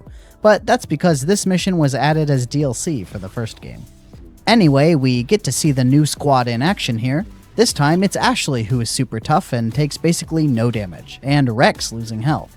Not quite as bad as Caden though, he never gets taken down. There is quite a lot of good loot for this level in the various lockers and stuff around the asteroid, good way to update equipment for the squad. Up the stairs is the console to shut down the fusion torch. After successfully doing that, we get a call on the comm. We learn that this is an engineer by the name of Kate Bowman, and she has been successfully hiding from the Batarians since they arrived. We don't learn much more than that though. Need to get to the next fusion torch, I guess, to advance the story a bit more. On the way out, Shepard sees a man skulking about who shoots her right in the chest. Shepard is unfazed. This guy is Simon, the chief engineer. He tells us the Batarians lit the fusion torches, aka exactly what we already knew, but he does go into some grisly details about the results of this asteroid actually hitting the planet below. Complete Armageddon, to put it simply. Nothing will be able to live on that planet for potentially millions of years. Even landing in the ocean is a bad time. Shepard doesn't get why Batarians would go to these lengths. These guys are usually plucky pirates and criminals, not genocidal terrorists. Simon gives us a little bit of the rundown of the situation. The main facility is locked down, and each torch station has a contingent of Batarian troops. And finally, one of the stations is surrounded by landmines, which means using the Mako is a bad idea. He also mentions his group of missing engineers, one of which we already found. Sounds like a side quest. Noted. Time to move out. Shepard sets her next destination as the transmission tower marked on the map. It's sitting on top of a mountain just in front of the torch station and... what the hell is that? Why did that panel go flying down the mountain? Suspicious. Or just a fluke of the physics engine. Anyway, top of the mountain, there is a machine going haywire up here. It doesn't take a whole lot to repair, just more Simon says. This marks the remaining survey stations on the map. Good to know. Whee! Wow, the Mako takes like no fall damage at all. Well, let's visit that survey station first. Get the optional side quest out of the way. This one has a door blasted off laying on the ground nearby. Inside is the body of one C. Himes, and her sad last moments recorded on audio log. If I don't make it, tell my family I love. Well, that's 2 of 3 missing engineers. After a little bit more playing around in the physics engine and testing the limits of fall damage on the Mako, the next stop is Fusion Torch 2. This is the aforementioned landmine one, so we have to dismount, quite a distance back from it. Thanks for the clearly marked line where the mines are, bad guys. Even on foot, this place gives some serious agita though, and Batarians come out to play while we are still deep in the minefield. One of them is named Rocket Soldier, but we don't give him the chance to show us why he's called that. Oh, nice, leveled up too. Decide to heavily invest in Shepard's lift for now, since it's pretty good control. Another battle inside, this time with an engineer and a ton of drones, like way too many drones. After disabling this torch, Kate contacts us again. Apparently the bad guy is setting explosives around, and at that moment, she gets caught. Our villain executes a guy trying to intimidate Kate, then escorts her and the others to a cell. And that is the end of the transmission. We better catch up to that guy quick to save the hostages. Finally find some heavy armor for Ashley in a chest downstairs. Nice. Now she is a true beefy babe. Could go toe-to-toe with Rex any day. Back in the Mako, let's hit up the last survey station before we find the last torch. The Mako sure is fun to mess around with. Along the route to the survey station, we get to the torch first, which has all the turrets around it, so just taking those out. But yeah, not going inside just yet. This survey station doesn't seem to have any corpses around it. Well, let's look inside and... what? Skill too low? What is this garbage? Looks like decryption needs to be at level 9 to open hard chests. Damn, who knew? 4 more points though, maybe we can come back later. After checking out the computer, which talks about defense drones, well, look at that, there they are. After fighting off all the drones, we find some footprints on the ground. I tried following them on foot, but this doesn't look like it'll work, so back to the van. The footprints are leading east, and it turns out they don't go that far, as just over a hill nearby is the aforementioned missing corpse, taken out by a sniper. He drops another Omni-tool upgrade, but it isn't better than the last one we found. Well, that's all the engineers accounted for. Back to that torch. Another battle in here. More puppers, or war beasts, as the game calls them. You can't fool me, game. These guys are too cute to be war beasts. Disabling the torch and that's it? No fanfare? No update in the quest log? Weird. Well, Shepard tries to go outside and who is this guy? Charn tries to speak to Shepard and negotiate with her. A tense standoff with many potentially lethal selections. This could be dicey. Charn seems like he really regrets getting roped into this, and that he doesn't really believe in what his leader, Balak, is doing. And here we have the pivotal choice, which Shepard chooses violence. But I can. Damn it. After fighting like a ton of Batarians, Charn lies dead and we get his keycard as a reward and another level up, dumping those points right into decryption. Now the main quest says to hit up the main facility. We gotta confront the leader now. But not before claiming the contents of that chest we left behind before. Hey, light armor. Shepard can use that. A nice defensive upgrade for her. Good stuff. Outside the main facility is more turrets, but this time they move. Ooh, so innovative. Inside this area, the fight starts immediately, with no good place to cover either. What a nasty way to start a big fight. This poor guy gets stuck in the floor. Rough way to go, bro. This area is pretty tough to fight in because it has tiers that go all the way around, so the enemies will sneak up behind you. And also, turrets that fly overhead and ignore terrain need to be pretty aware of surroundings at all times. After defeating this last guy cowering in a corner by himself, Balak shows up to confront Shepard. He reveals he left a bomb inside the cell the hostages are kept in, and that he can set it off at any time. He offers to let them live in exchange for letting him escape. Here, Shepard takes the chance to learn about his motives. This guy has an immense grudge against the humans for the current state of Batarian society.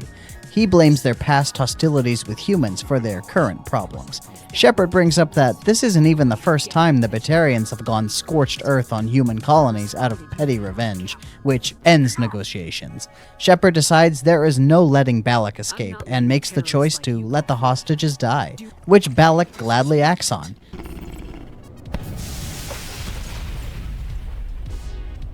As the fight starts, we see a big chunk of Renegade points. Well, I guess we got that balance back.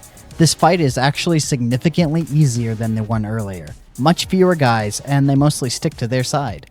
After the battle, Shepard has Balak at her mercy, and she has none whatsoever. She executes him on the spot.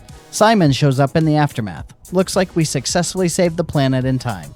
He asks about Kate and the hostages, but Shepard tells him what happened. He asks why Shepard couldn't save them, and she says it was them or some other colony when the terrorists strike again.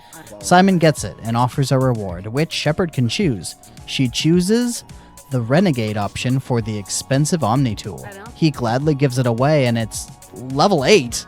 Damn, that is powerful for this early in the game. Well, we got another level up, and thanks to that big haul of Renegade points, now we can level up Charm and Intimidate again, hitting the next big breakpoint. Hopefully that helps in the future. Let's see what's in this room and... Oh. My bad, guys. Sorry about all that. Looks painful. Well, on the way out, Shepard stops to talk to Simon again. He asks about his missing engineers, which Shepard did find. At first she gives the working on it answer, which was strange. The journal says the quest is already marked as complete. Well, maybe he gives a reward, so let's try one more time. Alright, this time Shepard lets him know they're all dead, but he doesn't give anything else. Oh well, that seems to be all we can do here. That just about wraps up the DLC, Bring Down the Sky. Back on the ship. And since this was an optional mission, there aren't any new developments with the crew. So, since that was a relatively short one, we still have some time to kill. I saw that unfinished mission on Noveria earlier. Why don't we pay a visit over there? I could take that opportunity to see how the various characters in Port Hanshan are doing after the events of Peak 15. So, Shepard takes the Normandy back to the PAX system, and upon arrival, another message coming in. This time from Admiral Hackett. Hey, I didn't know he was in this game. He tells us about a VI at a training facility that has gone rogue. Shepard is worried that it could be a dangerous AI, but Hackett assures her it is a VI, not AI. He wants her to assault the facility and disable the VI core. Sounds like a plan. That could be a good thing to do to wrap up this video. Let's keep that in mind for later. Back to Noveria, let's see how our good buddies are doing now. Once again, let's randomize the squad. The first die lands on 4, again. Damn, Rex, you're seeing an awful lot of play recently. The second lands on 3. Well, that's Liara, so we gotta reroll. 6, my girl Tally. Very nice. So that's decided, bringing Rex and Tally ashore to Noveria. There are just a few things to talk about here. First up is the most friendly criminal mastermind in the galaxy, Opold.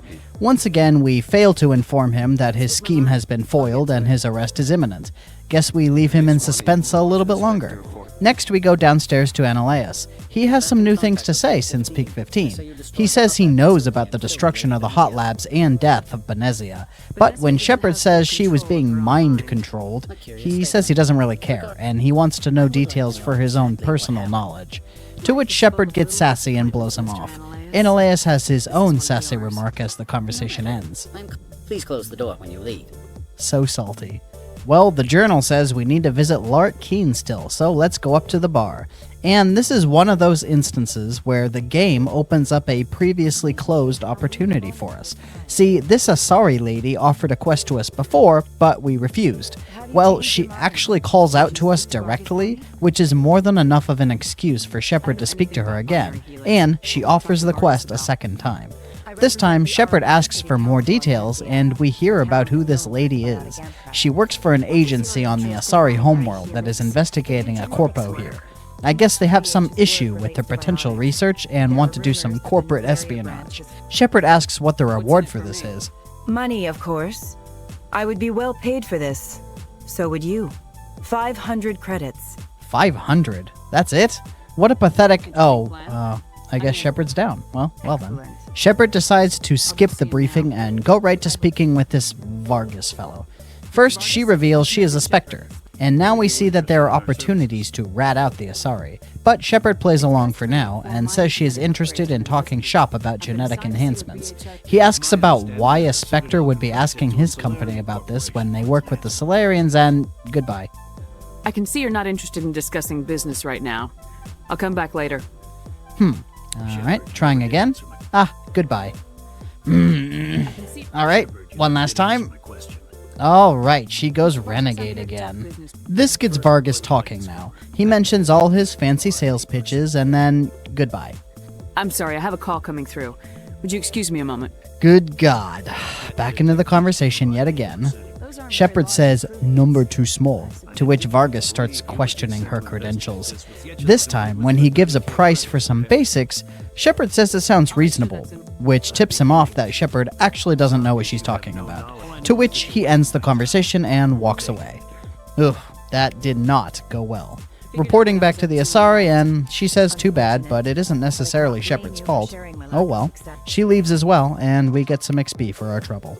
Well, lastly, let's talk to Lart Keen and... What? Wait a second, I didn't choose anything. Let's try that again, and... Why? Wait, we can't talk to this guy at all? Is this a bug, or does the game lock you out of this quest after leaving Port Hanshan? Damn, well, this looks hopeless. I simply can't advance this conversation no matter what. What a disappointment. Well, guess my journal will be tainted with this unfinished mission forever. Before we go back to the ship, there is one more loose end to tie off. Opold. We gotta get some closure with that guy. Attempt 1. Goodbye. Trying again. Attempt 2. Shopping. Well, at least we can see some non-human armors, but nothing for Tali, who is most in need of an upgrade. Useless. Attempt 3. Success! Ananias has the package. He offered a better deal. Opold seems upset, but he is polite the whole way through. This one wishes the other to leave now. Funny though, if Shepard tries to talk to him again, she can still shop. I guess once a cool guy, always a cool guy. Sorry for the bad ending, Opold. Enjoy your freedom while it lasts. Well, time to head back to the ship. We have nothing else in particular to do here on Noveria. I guess there are a few quests available at the Citadel now that we have finished a main story mission, so let's go check those out. The Normandy jumps back to the Widow system and lands on the Citadel, and once again rolling for our companions. This time we got a 3, Liara again, then a 4, Rex again, I swear I'm not cheating. Third die was another 3, so re-rolling that, and a 1, Ashley coming back in. Oh well, I don't expect a whole lot of combat anyway. Immediately after stepping out of the ship, we run into fun guy Rear Admiral Mihailovic. Admiral, I'm on urgent business with the Citadel. Is there something you need? Let's get one thing clear, Shepard. You might be a Spectre to the aliens, but to me, you're just another junior officer. Be respectful. He doesn't appreciate Shepard's tone, but he looks like he has a stick up his ass in general.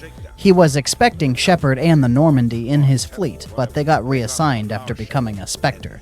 Now he's here to give the Normandy an inspection. Well, can't exactly refuse him. He goes in and comes back with some qualms. Sounds like a fairly common situation. Commander, I suggest you secure your mouth. It's going to get you in trouble.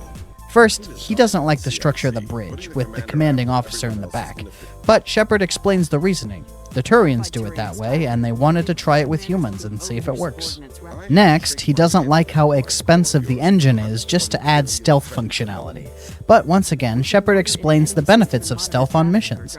And finally, he complains about the alien crew. A Krogan? But this time, unfortunately, Shepard backs down and just meekly yes-sirs him. And that's it. The last conversation only had one option. The Admiral leaves, and now we're free to head inside the Citadel. That was a pleasant interaction, I guess.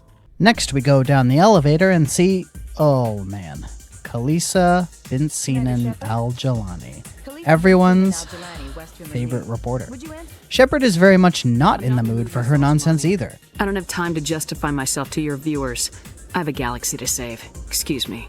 This was a very quick conversation. What? Interview? Go to hell, Khaleesa. Well, that's that then. Hopefully we won't be hearing much from her going forward.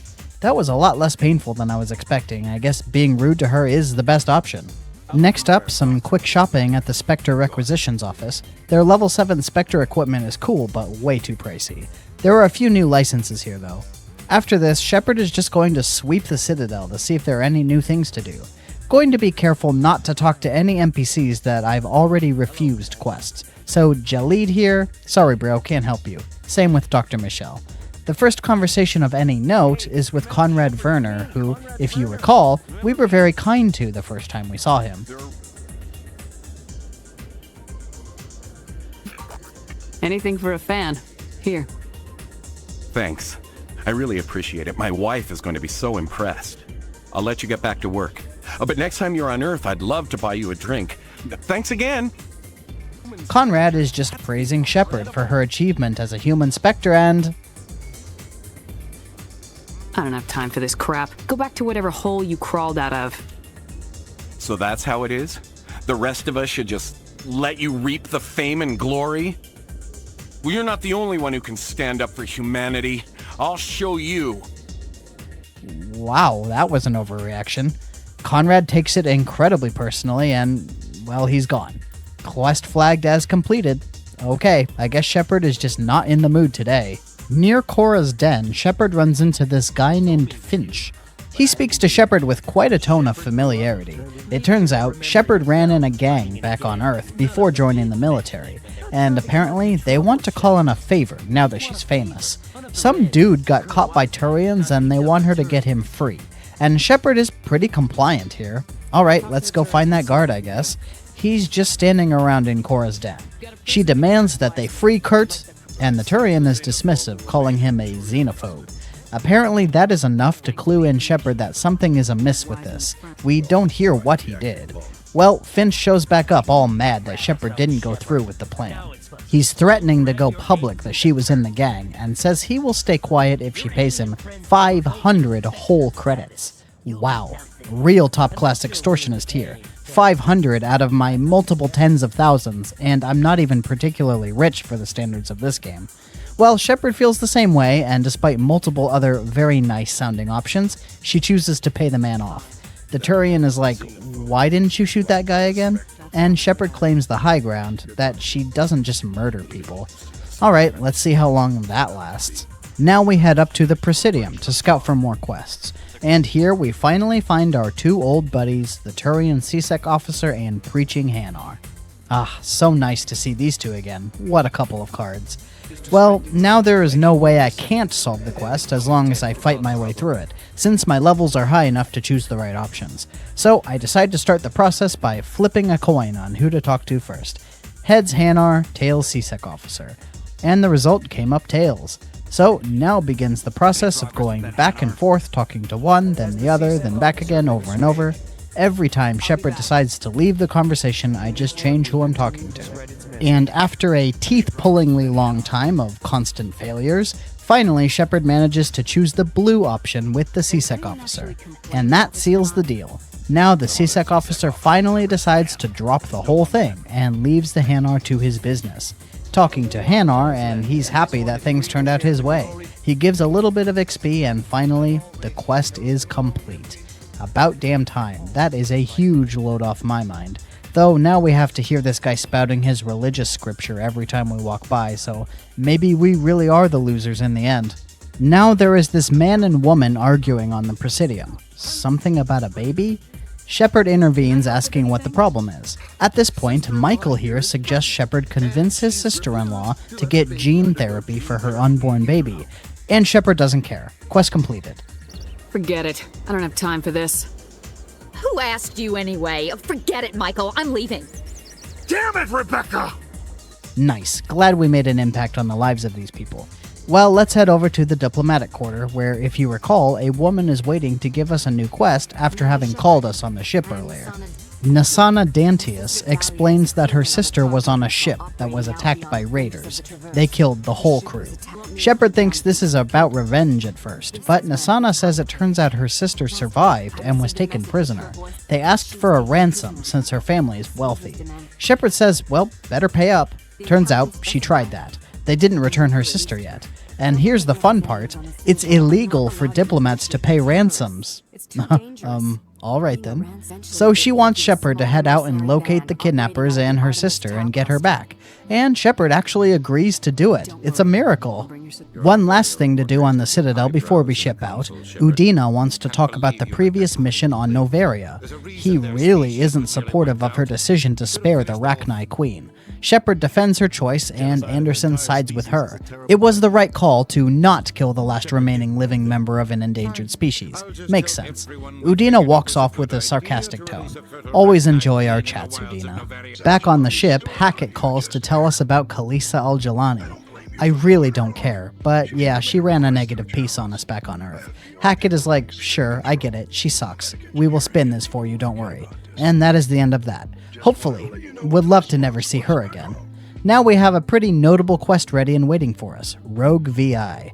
This one is back in the Sol system, part of the local cluster, aka the solar system that we live in right now. All the other planets in the system have some interesting tidbits about how humans have settled the solar system since developing spacefaring technology. But the only destination that has anything to do is Luna, or Earth's moon. And this one is a Mako drop map as well. So once again, we get to roll for a squad here. Die number 1 lands on 1, which will be Ashley again. Seeing an awful lot of her today. And then die number 2 lands on 5. Hey, a new face. Welcome to the squad, Garrus. This is the first time we've used Garrus, so time to level him up too. We're going all in on snipers and tech powers, obviously. That is his thing. After kitting him out, time to explore the surface of the moon with the Mako. It's pretty empty, to be honest. A crashed lunar exploration model is lying in the dirt over here with some minor upgrades. But the only actual thing to do is assault the training base where the Rogue VI is. It has a bunch of turrets outside, but we can blow them up from really far away. After clearing the way, oh look, another level up. 14 already, nice. So there are 3 buildings here, and there isn't any particular clue as to which to enter first. After going inside one, we see that we need to enter all 3 eventually anyway. There are some minor upgrades and chests here, 2 chests per entrance. The battles here are against some combat drones. The first area wasn't terribly difficult. Nothing of note to report here, just wiped out the drones with powers and a shoddy. The actual goal of this place is to reach these computer nodes in the back rooms. They need to be blown up, and after destroying one, the VI tries to defend itself. In this first case, it starts pumping toxic gas. Basically, now we have a persistent poison effect while we're doing this mission. Not that big of a deal though, because of the regen on our armor upgrade. Destroy 8 of these nodes and the first core is down. Next. Core number 2, more minor upgrades, more fighting against drones. This time it got a bit more ouch than before. Ashley nearly died, but managed to survive. The next defensive routine that the VI employs is kinetic barriers. It puts these annoying blue shields all over the place. They go down in one shot usually, but it adds more work to just maneuver around the place. They are in every single doorway. Alright, second core down, let's go on to the last one. Again, more minor upgrades and... what's all this? All the drones are just sitting in front of this door. That's silly. And also kind of scary. What happens when we open this? Well, no time but the present. Let's let them loose. Ugh, Garrus, my bad man. That must have hurt. Ashley, though, she takes it like a champ. Well, all those grenades successfully wiped them out, and only Garrus was a casualty. Let's go see the damage with the last defensive routine from the VI. Oh, great. It spawns more minions. None in the room we're in, but the other room. More drones piled up outside the shield. Fun. After blowing those up, we can finally finish off this mission, at which point we get the class specialization as a reward. And unfortunately, this is pretty useless. The two options for Sentinel are upgrades to Barrier and Stasis, or upgrades to First Aid and Neural Shock. I use none of those. Man, bummer. I would have greatly preferred something that affects Lift or Throw, or even Sabotage and Overload. Well, I take the upgrade Bastion, since of the two options, I feel like the upgrade to Stasis could at least be useful later down the line. But for now, I don't even have it unlocked.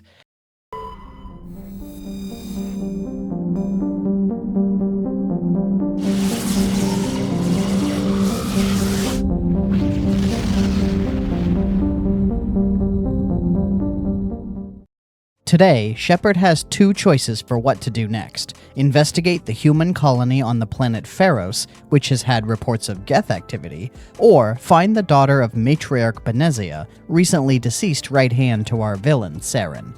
So, this time, with only two options, it comes down to a simple coin flip. Heads, Pharos, or tails, Liara. Here we go. The result is... heads. Man, I'm beginning to think Liara will never join the party. Also, what the hell is going on with this galaxy in the background? Clearly a graphical bug. Pharos is here in the Attican Beta cluster. There are two star systems here, so let's investigate this optional one first. And upon arrival, Hackett calls again to ask us to do a little quest. Alright, sure, let's get this party started with a side quest. The destination is this planet, Elitania. Looks like a nice scenic planet. Says there is native life there. We need to grab a couple squad members, so let's roll some dice. Once again, first die lands on 3 for Liara, if only the worm would ever choose to go for her. Second lands on 1 for Ashley, and last die lands on 2 for Caden. Got the human crew together this time. We land on this beautiful green planet and begin exploring. There are a few markers on the map, but the nearest is the downed probe Hackett mentioned. As we round this big rock with the Mako, cautiously, just in case some Geth are nearby, there is a strange body near the probe. And getting closer... oh god, those are monkeys. We got monkey. This is the infamous monkey quest. So the data module is missing, stolen by some dastardly simian kleptomaniacs. We need to investigate several monkey colonies scattered about the planet and see which one has the culprit. Each colony has a bunch of these little bastards walking around all pompous, and Shepard has to search them all manually. Nope. Not this one. I'll let you off this time with a warning. Yet another colony over the hill here, but this one is a bit different. It has a giant metal door leading into the mountain, a mine entrance. This place is mighty suspicious, what with these conveniently positioned crates for cover and scattered explosive containers. And in the deepest part of the mine are these two rooms. Let's check the one on the left first. Nope, not here. Checking the other room. Hey, there it is, finally. Got the data module. Time to get back to the Normandy and... oh, a Geth ambush. Who would have guessed? I'm flabbergasted. Alright, monkey quest complete. Let's finish exploring this planet. One monkey colony not visited yet. Oops, ran a few over. Ashley and Caden sure are glib about it. There is this little anomaly over in the mountains, a floating metal orb. It gives a little XP, but that's about it. That message about there being a place for a key sounds suspicious though. Okay, let's go back to the Normandy already. With that little quest handled, let's get over to the actual destination of Pharos. Pharos is in the Theseus system. Apparently, it's a planet with a ton of ancient Prothean infrastructure, and there is a colony of corpos hanging out here looking for loot. The Normandy comes in and docks in this building, and now we gotta build a squad again. Rolling more dice, and 3 again? Really? It's gotta be teasing me about the whole Liara thing. Okay, die number 2 is 5, which is Garrus. And the last one is a 4, which is Rex. Cool, got the alien bros on my team. Let's head out, guys. Right out the airlock is this guy waiting to greet us. He tells us to visit some dude called Fidan, but Shepard is pretty dismissive. I've got business of my own to tend to. The Geth wait for no one. He wasn't kidding, damn. Well, the reports of Geth were definitely not exaggerated. This place is a dump. Obviously, the Geth are to blame. The colonists are under serious duress fighting off their attackers. Most of the colonists won't bother talking to us right now. We do find this man and woman in a room by themselves, and that starts a conversation. The lady seems to have some serious problem, but, well, Shepard isn't interested. Whoops. Well, let's find Fidan then, like we were supposed to do from the beginning. Damn, more Geth, it never ends. Cool, looks like we got him. We've got Geth in the tower! Protect the heart of the colony! Maybe not. There's always another Geth.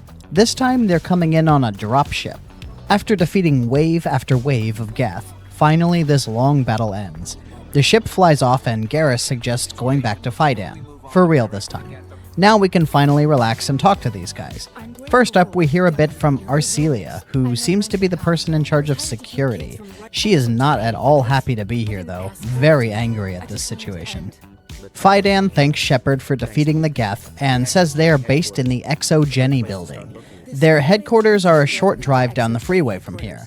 Meanwhile, Fidan also drops a hint that things in this colony are not working out well at the moment, and Shepard actually asks for more information. So here we see a robust investigate menu with lots of little bits of information. This colony is currently having 4 major problems. Geth hanging around in the tunnels, a lack of food as well as no access to water, and an issue with their power supply. Talking to Fidan about any of those topics prompts him to direct Shepard to the appropriate quest giver in the colony. So before heading out to handle some of these tasks, Shepard tries to talk to the different NPCs and learn more. May O'Connell here is in charge of power. She needs power cells, but apparently the Normandy's spare cells aren't compatible. Need to find some lying around. Maka Doyle is in charge of the water shortage. She says the building they were sourcing their water from is under Geth control. We also got Davin Reynolds over here, but Shepard doesn't bother hearing from him about his problem. But talking to him does conveniently give a codex entry for Varen. Hint, hint. Alright, so every one of these problems is solved in the same general location, the tunnels running under the colony. So down the stairs we go. And of course there are Geth crawling all around this place, including up on the walls. Get out of my way!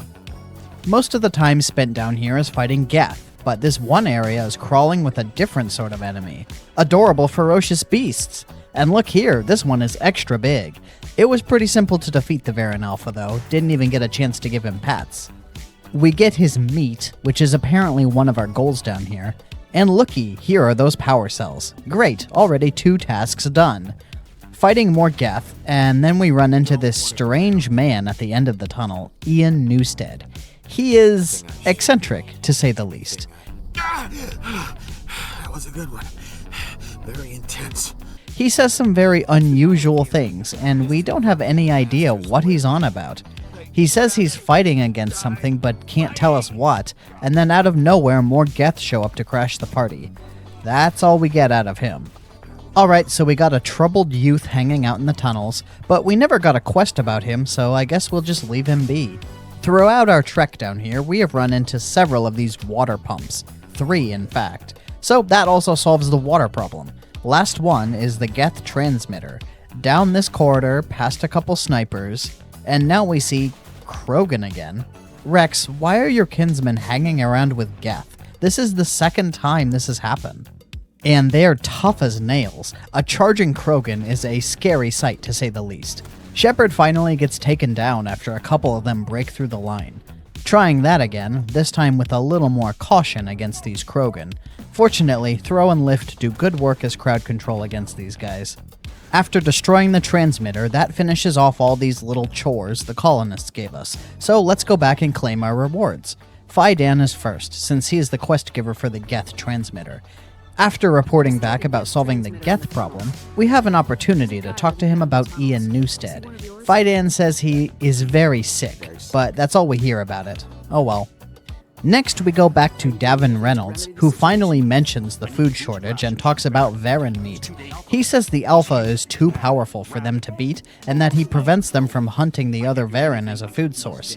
Good thing we took care of him already. Food problem solved.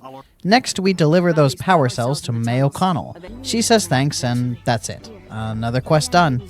Finally, Maka Doyle, who already noticed the running water. Fantastic, things should be looking up for this colony here. All of these quests give a bunch of Paragon points for completing them, so that gives a pretty sizable increase to Paragon, overtaking Renegade by a lot now.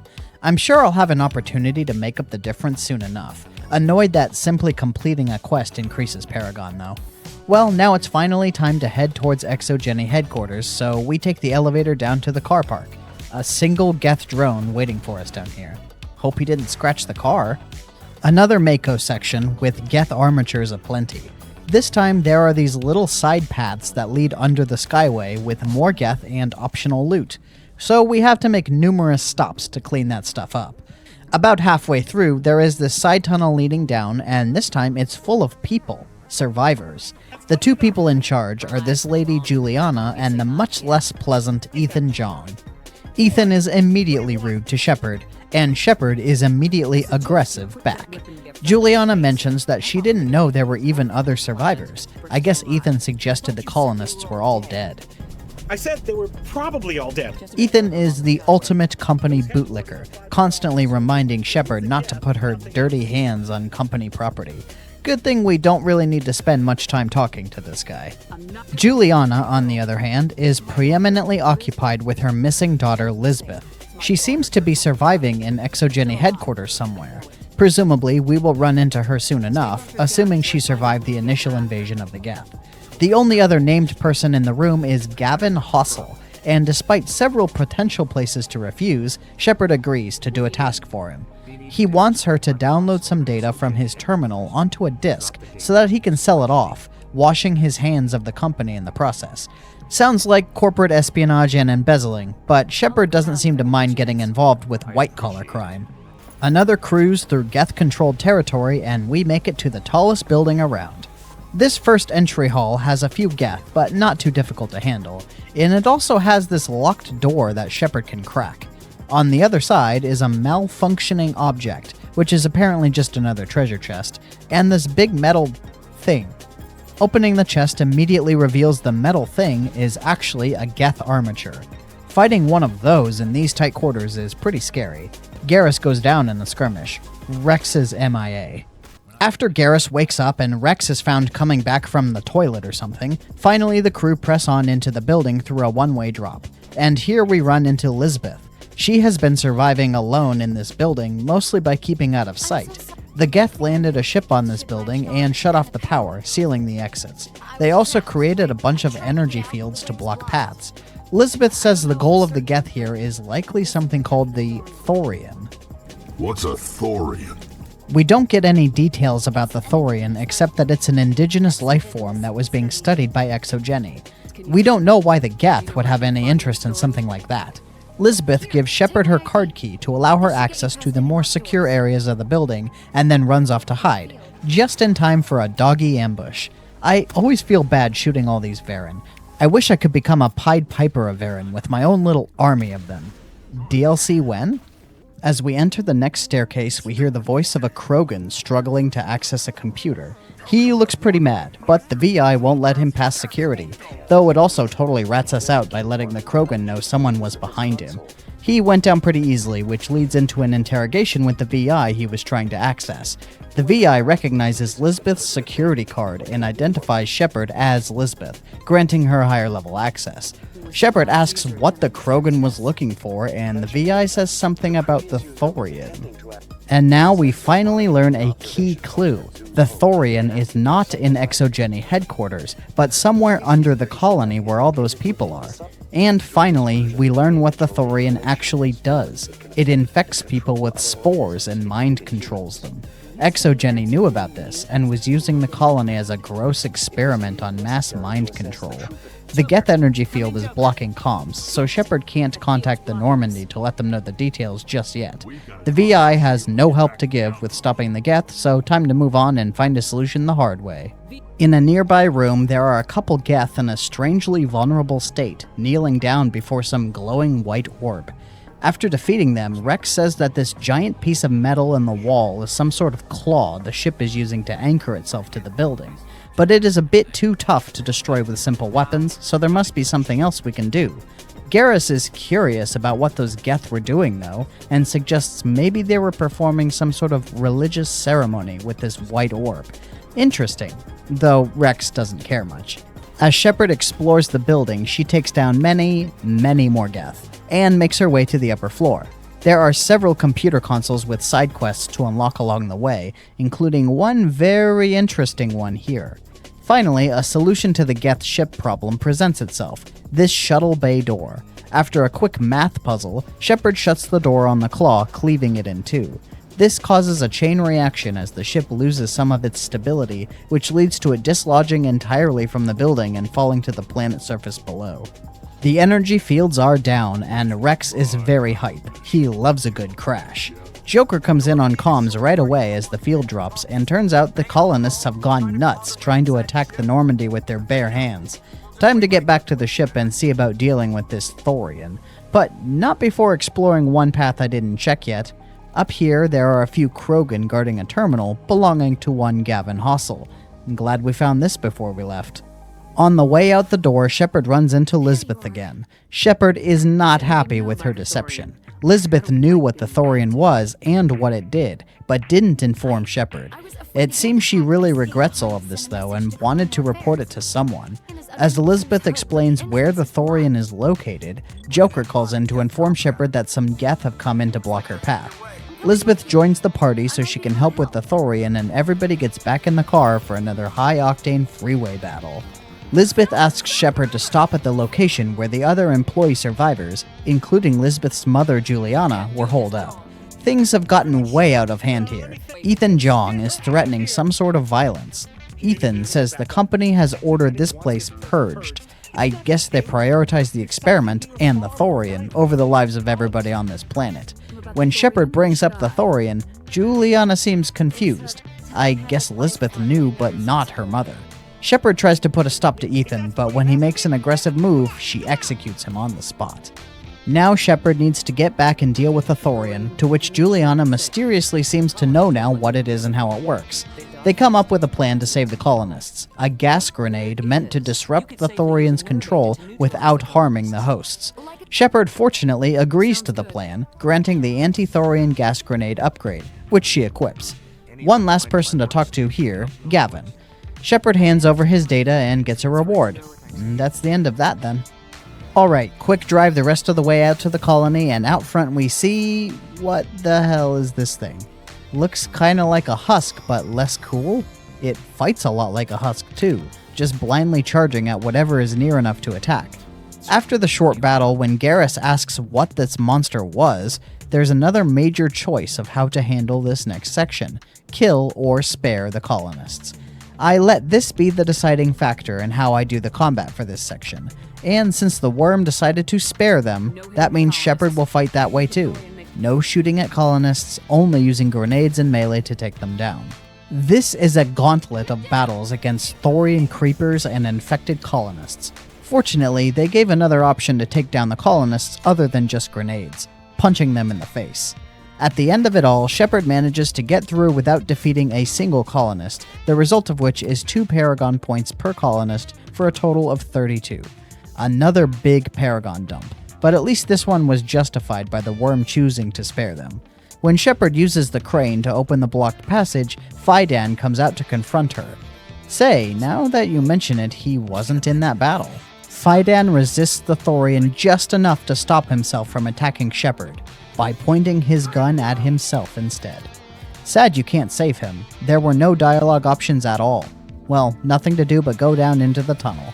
Ignoring this obvious Thorian creeper on the ground here, the Thorian is a huge, gross, dangling thing.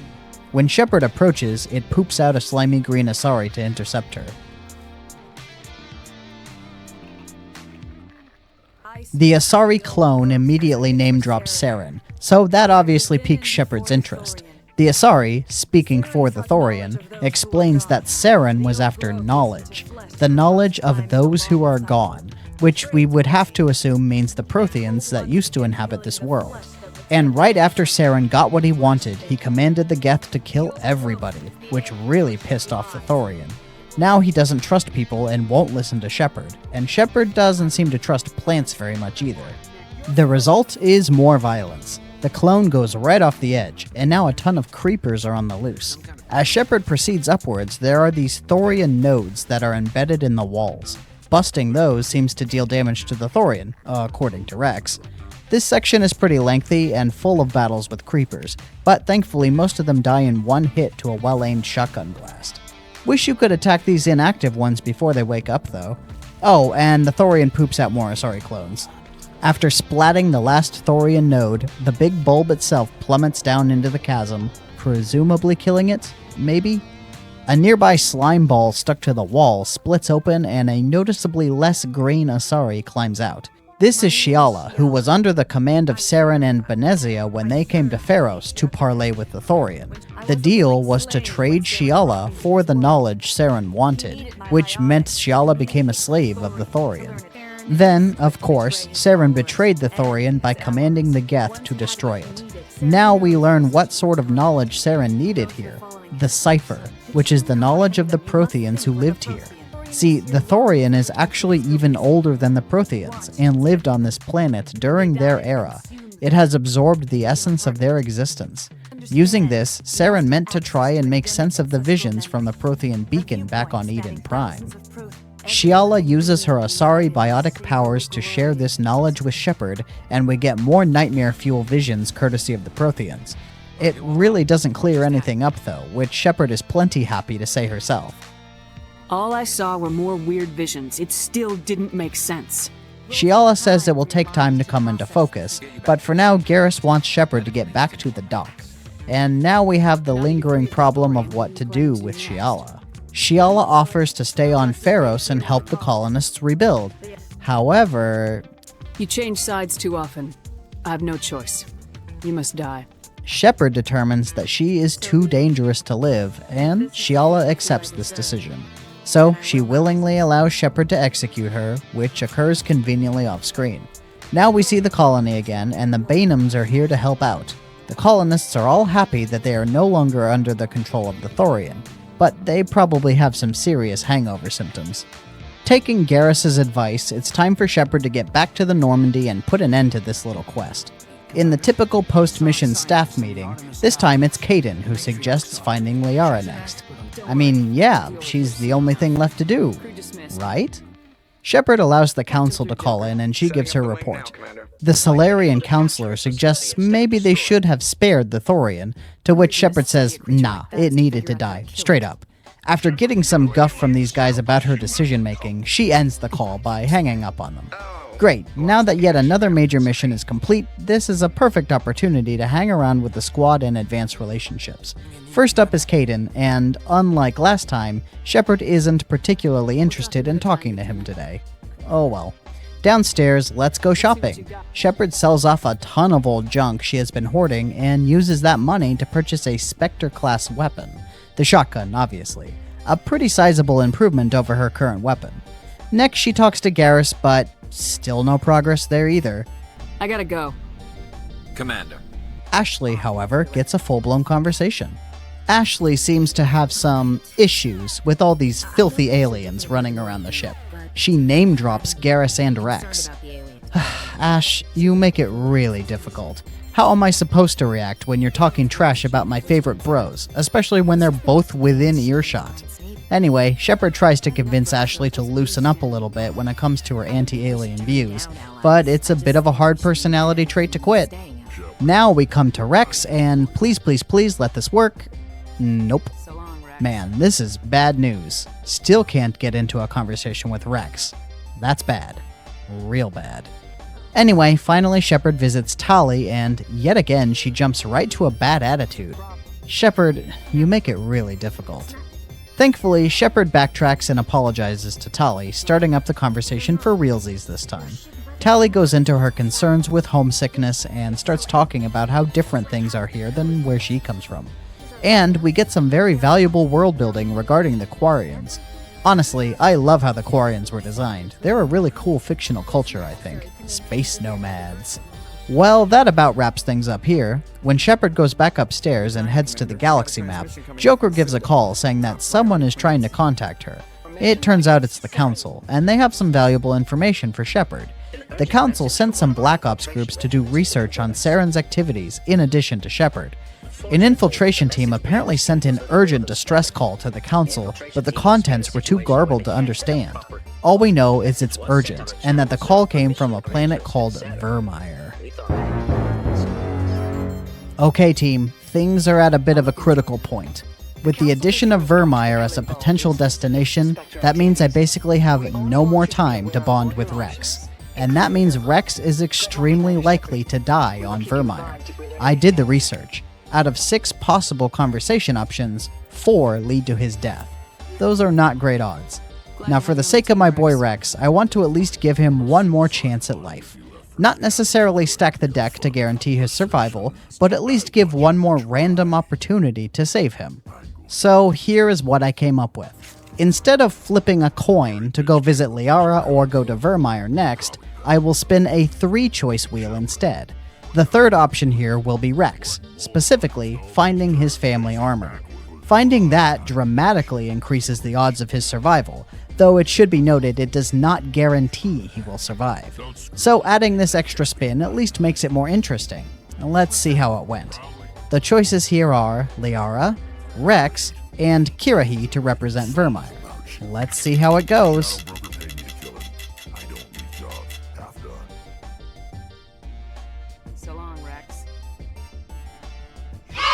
Oh, thank God. Rex, you might get through this yet. There is just enough time in this video to knock this out before going to the next thing, so let's go exploring the galaxy to find Rex's family armor. I will not be forcing the conversation for him to tell me about it, I'm just going to go to the planet where it is. Whatever happens after that is all up to chance. So let's get right on that. The planet where Rex's family armor is located is in the Argus Rho cluster. Looks like there are 2 systems here, so let's check out Hydra first. When Shepard investigates this planet here, called Metgos, she receives a distress call. I guess someone went down here. Well, it isn't what I was planning to do, but we can do a quick side quest here first. The dice for the Metgos excursion are 4 for Rex, and 1 for Ashley. This planet is like being inside a volcano. On the surface, we find the first Turian insignia, another collectathon quest item. Then finally, we find the source of the distress call.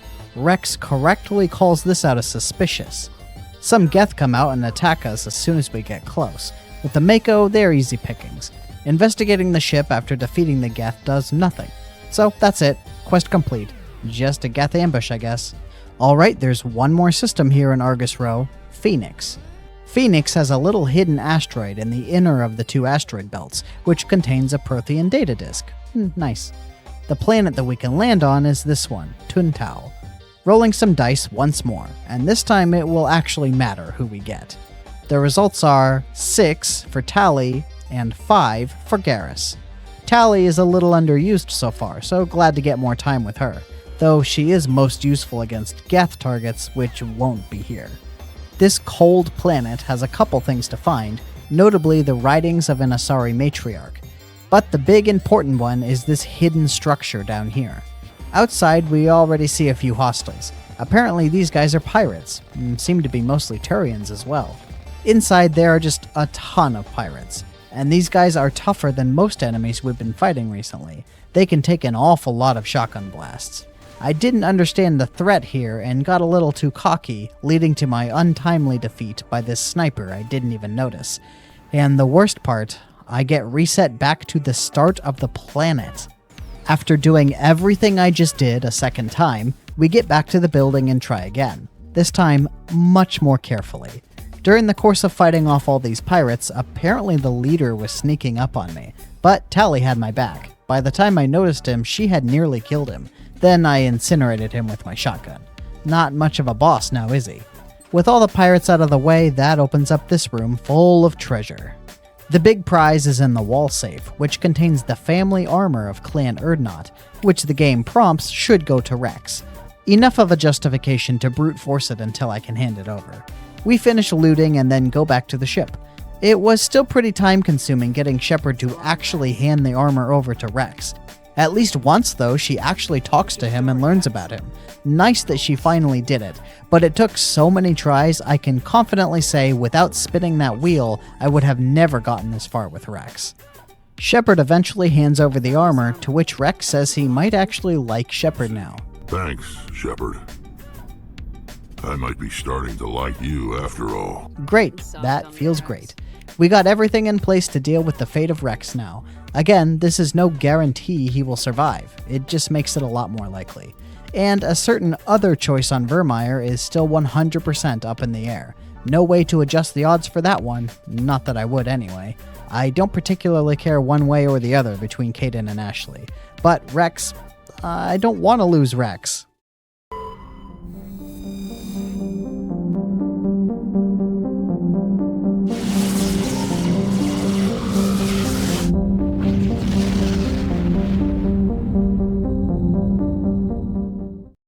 We just finished picking up Rex's family armor, which we only narrowly got thanks to a random spin of the Wheel of Fate. The two choices available to us now are to go seek out Liara, somewhere in the galaxy, or to visit the planet Virmire and investigate Saren's secret research base. Usually I'd flip a coin for a binary choice like this, but for more visual flair I went with the image wheel this time. Liara for Liara, and Kirahi for Virmire. The result is... Liara! Wow, about damn time. So that means we are visiting the Artemis Tau cluster and taking a peek in here. 4 systems, that's an awful lot, and the correct one isn't even labeled. Guess we just gotta try one and see what's there. Which one should we go with first? How about Sparta? This is Sparta! As usual, a few planets to scan for goodies, and notably, examining this planet called Edolis leads to a short scene. Joker received a signal from the surface. Looks like we got a short side quest to take care of. Let's land and check it out.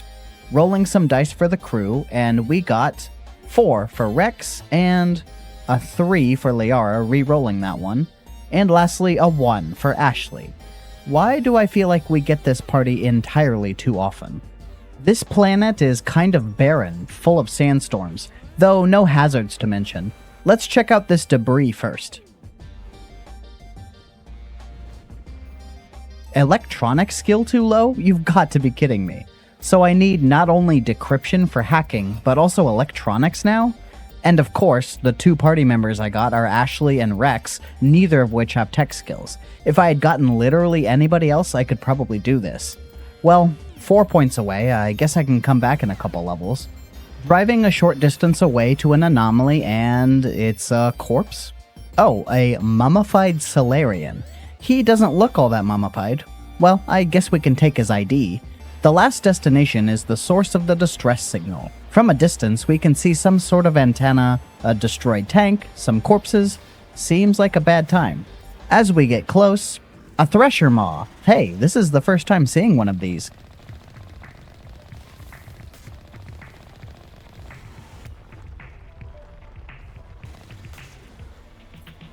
And it was pretty easy, to be honest.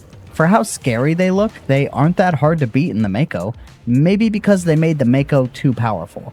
So now we can examine the corpses. It says, these are Admiral Kahoku's men. There is a guy on the Citadel by that name, but he never gave us a quest because we never progressed in his conversation. Well, that's handy. We got it in an alternate way and finished it. Now we just need to return to him and turn it in. Back to the Normandy, let's finish checking Sparta and then head to another system. The next one is called Macedon. Once again, this system has a few random planets to scan, but notably the nearest planet to the star, Shargilla, also allows us to land. Interesting. It doesn't tell us why we can land here. I guess let's touch down and find out. Rolling more dice for our party here, and we get a 4 for Rex and a 1 for Ashley. I swear I'm not fudging these dice. If I were, I would be choosing Garrus or Tali. Shargilla looks pretty much the same as Idolus, except this time it actually has a hazard, but otherwise the same exact vibe. Alright, we got some more debris, another anomaly, and a stronghold. Let's save that for last. Sounds important. Fortunately, this debris is not too hard to crack, just some random loot inside though. The anomaly is this little building with an artifact inside, some Asari Matriarch's writings. Now for that stronghold, where we see a whole lot of red triangles outside. Clearly this one will be a fight. The enemies here are pirates again. They always seem to be Turians, but they are easy prey for the Mako. Inside the building, more pirates, including one Asari. That one seems more rare. Not many Asari enemies in this game, huh? After finishing off all the pirates, we explore the building and find a desk with some evidence. Evidence that the Asari we just disintegrated is related to Nasana Dantius. That name sounds familiar. I need you to go to the Merc base, take them out, and bring my sister back. You shall be well rewarded. Don't worry. I'll bring your sister back. Oh, well then, I guess we found her sister. Not really able to bring her back in this state. Maybe we can scoop her up in a jar or something? So that's 2 quests on the Citadel finished and ready for closing out, keeping that in mind for the future. Back on the Normandy, let's hit up the next system in the Artemis Tau cluster. We can choose from Athens and Knossos. I guess this is a 50-50? Let's check Knossos first. Oh, this planet here is Therum. Meta-knowledge tells me that is where the story is, so backing out. Athens it is. And unfortunately, Athens is a pretty boring star system. No planets to land on, and only a couple scans for loot.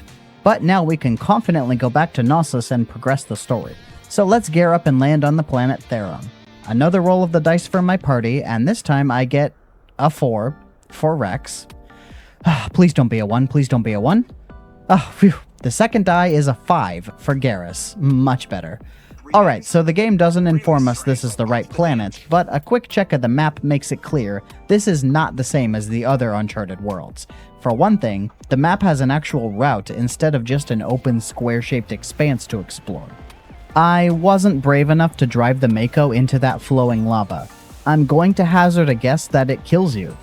The drive is kind of pleasant for a while, when suddenly a dropship flies in from above and jump scares me. Now we've got Geth armatures blocking the way. Up ahead is a little checkpoint with a bunch of Geth and their turrets guarding it. Rex suggests wrapping around the back in his typical Klingon-esque style. Tell me Krogan aren't just Klingons in Mass Effect. The Mako can eliminate most of the guys around here, but the doors have to be opened on foot. Fortunately, there's just one guy standing guard in here. Sorry dude, you picked a bad day to take a shift out here. The rest of the road is just more of the same, except for one encounter with a Geth Colossus, which is just a bigger Geth armature, so...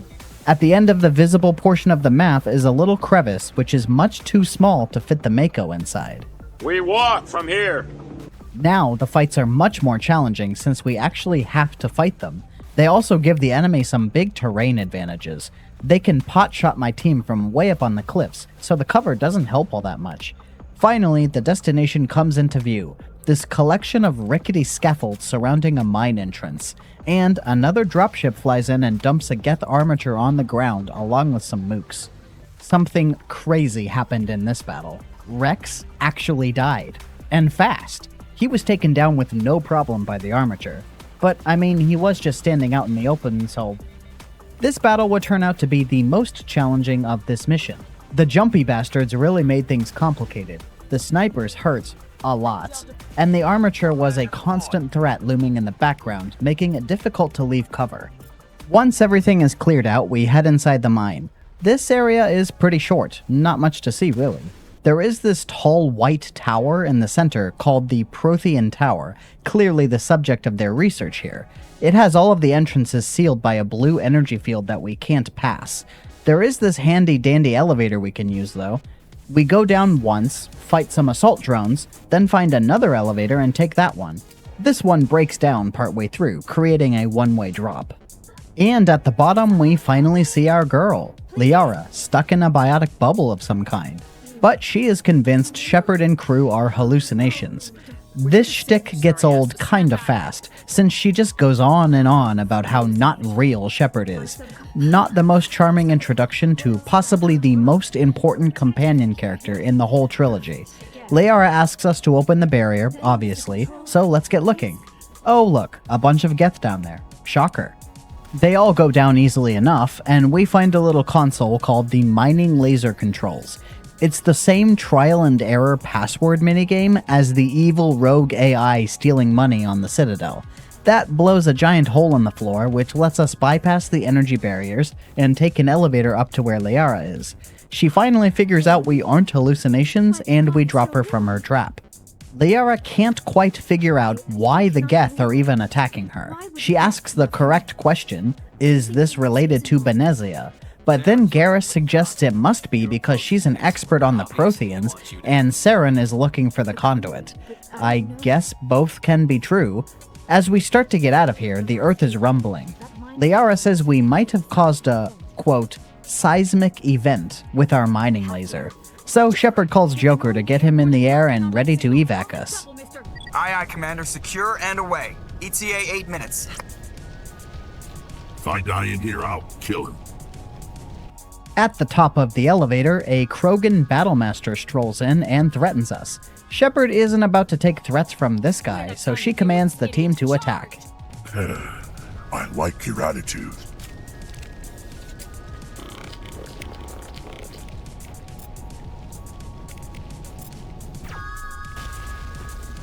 Well, that was easy, and that was actually the end of the mission too. Wow, that was super fast. How long has this video been? About 10 minutes? In terms of gameplay time, it was just about an hour, including all the side quests. We get back on the ship, and Joker is being his typical comedian self, cracking jokes about how we were seconds away from death. Liara doesn't take it particularly well. Well, now we get into a lengthy segment where Liara explains her theories about the Protheans, and Shepard mansplains her. Wormsplains. Actually, the Protheans were killed by the Reapers. But Liara does have some very vital information here. She brings up that the Protheans were by no means the first. All the things we attribute to them was actually just built upon an even older civilization before them, and that is even harder to find evidence of. This is the first indication that the Reapers do their thing in cycles. The Protheans were just the next in line during their reign, and our turn is coming up soon. Well, when Shepard starts talking about all the things she knows, Liara asks how she could possibly know any of this stuff. And we start talking about the beacon, the visions, and the cipher that our Asari buddy back on Pharos helped us out with before we executed her.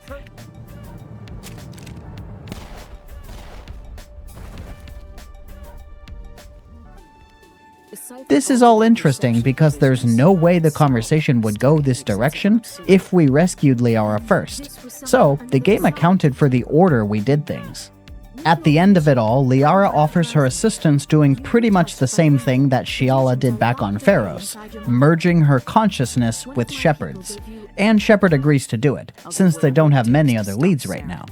After yet another display of nightmares, Liara tells us the good news. She actually can make more sense of this crap than Shepard can.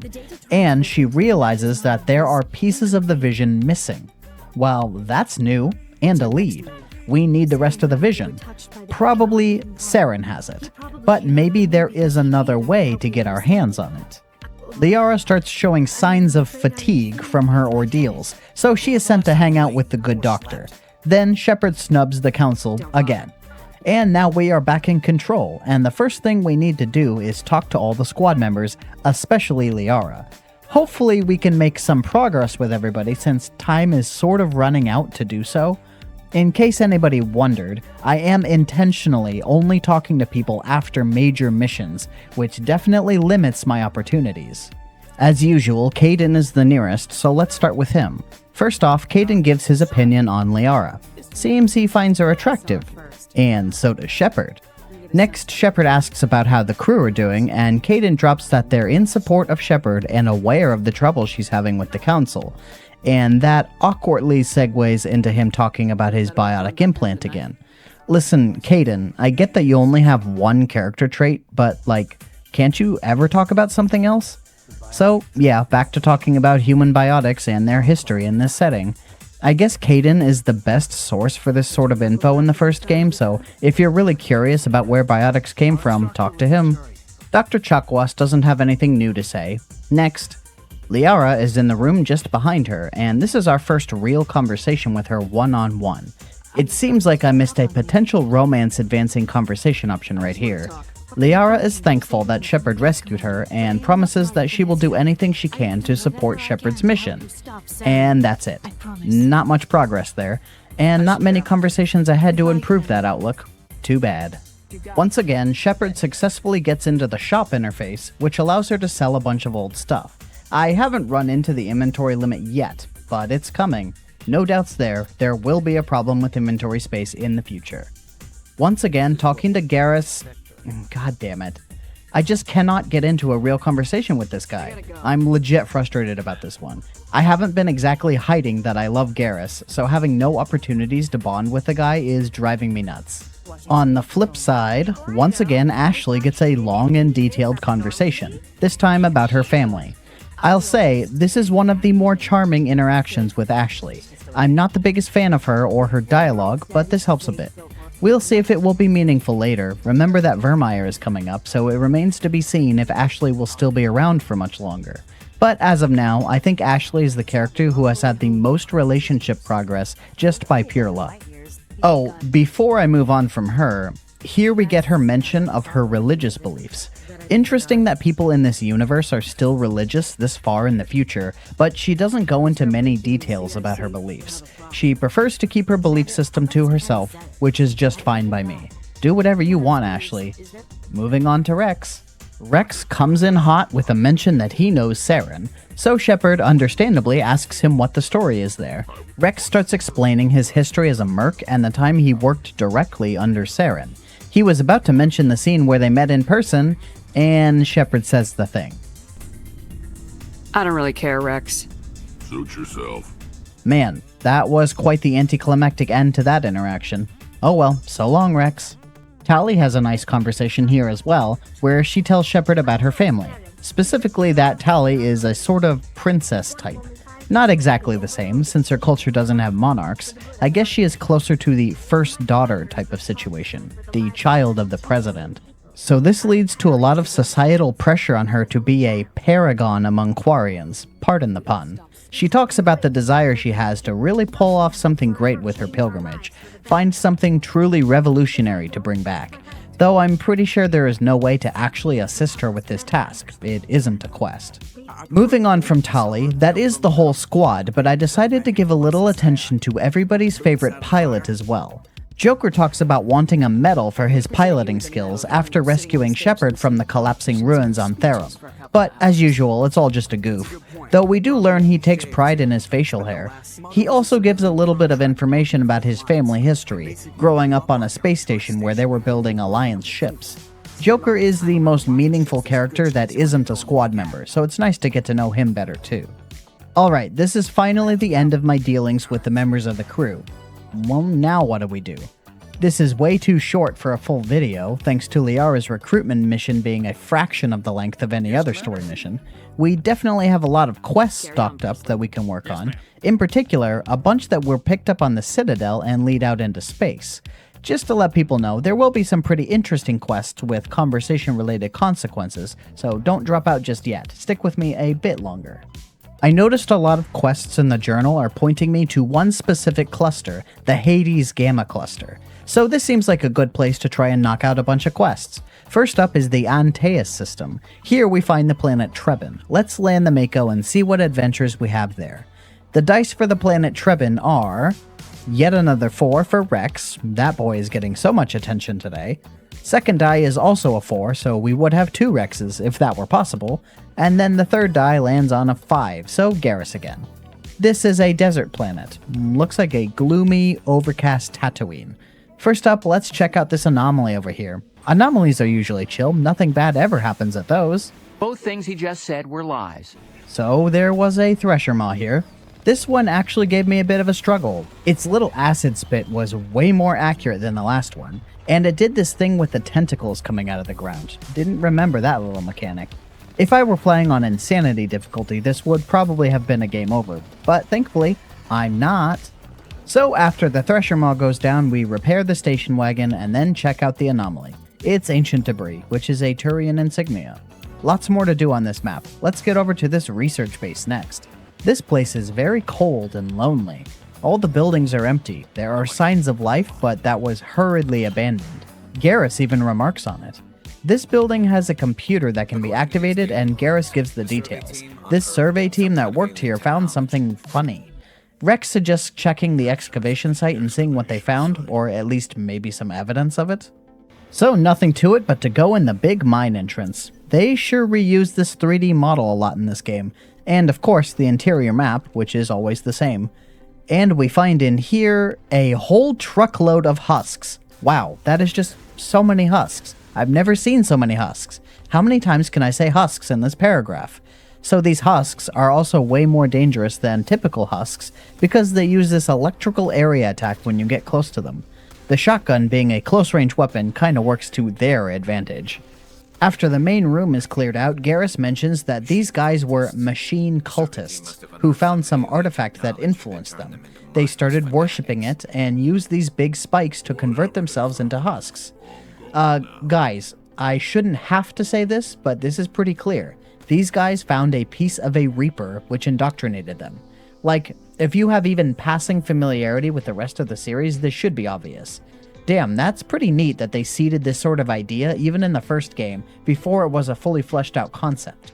Indoctrination is a plot point in this game, but they didn't really make it clear how it works until later entries, primarily Mass Effect 3. So that was a fun little quest with some story implications. It was just combat though. So now we get out of this mine and back to the planet, and the rest of the pickups around this planet are pretty uneventful. Well, except this weird spinning antenna that has a bunch of crashed debris around it. It appears this antenna was broadcasting a signal that caused satellites to crash. But like, you can't interact with them at all. So what is the point of this? Just a weird case of environmental storytelling with no payoff. Though it can be cool when games do that as well. There was no motivation for the developers to put this here except they thought it was a cool idea. Good for them.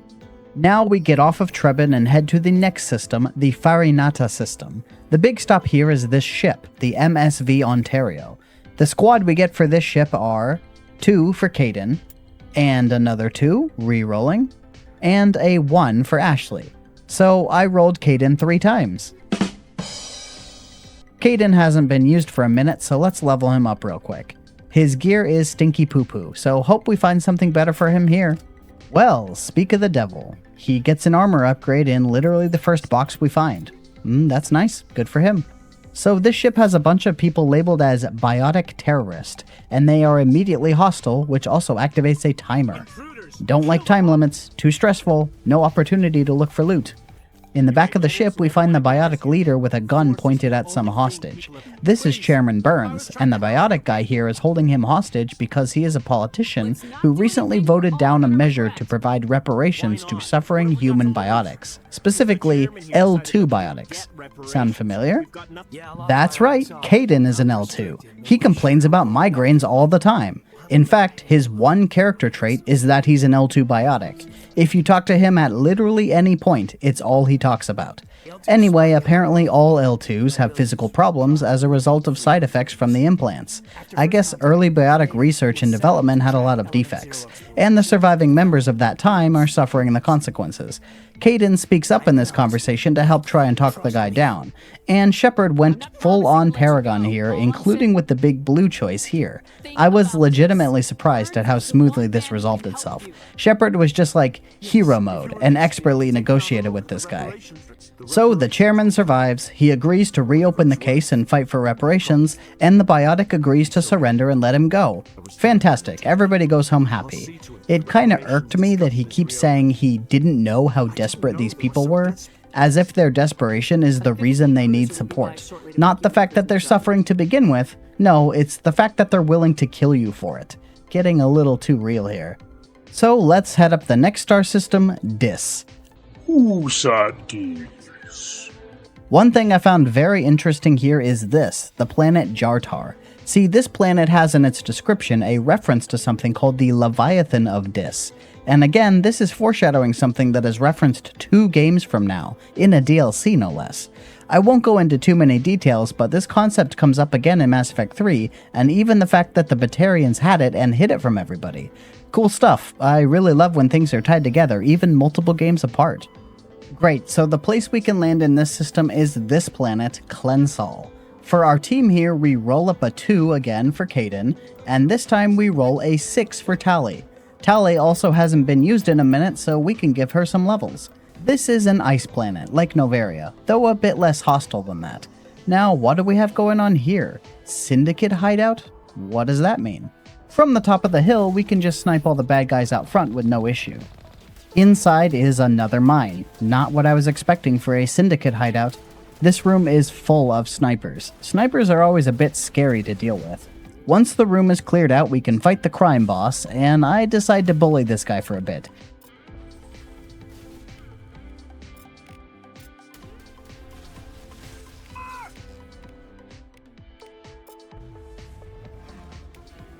He really stood no chance here. A pop-up after beating him explains what quest this was. The 2 crime lords that Helena Blake back on the Citadel asked us to find and murder for her. Shepard refused to do this task, by the way, but since it still popped up in the quest log, and these guys are hostile on sight, justifiable that Shepard would fight them. Next, we are going to check out one more cluster, the Gemini Sigma cluster. Let's clear this one out and then be done for the day. The Ming system contains another floating derelict ship by the name of the MSV Worthington. The squad for this one is a 5 for Garrus and a 6 for Tali. Always nice to have these 2 together. So this ship is completely empty, but it's like spooky empty. Nobody alive around here, but Garrus says he hears footsteps. Stop trying to freak me out, bro.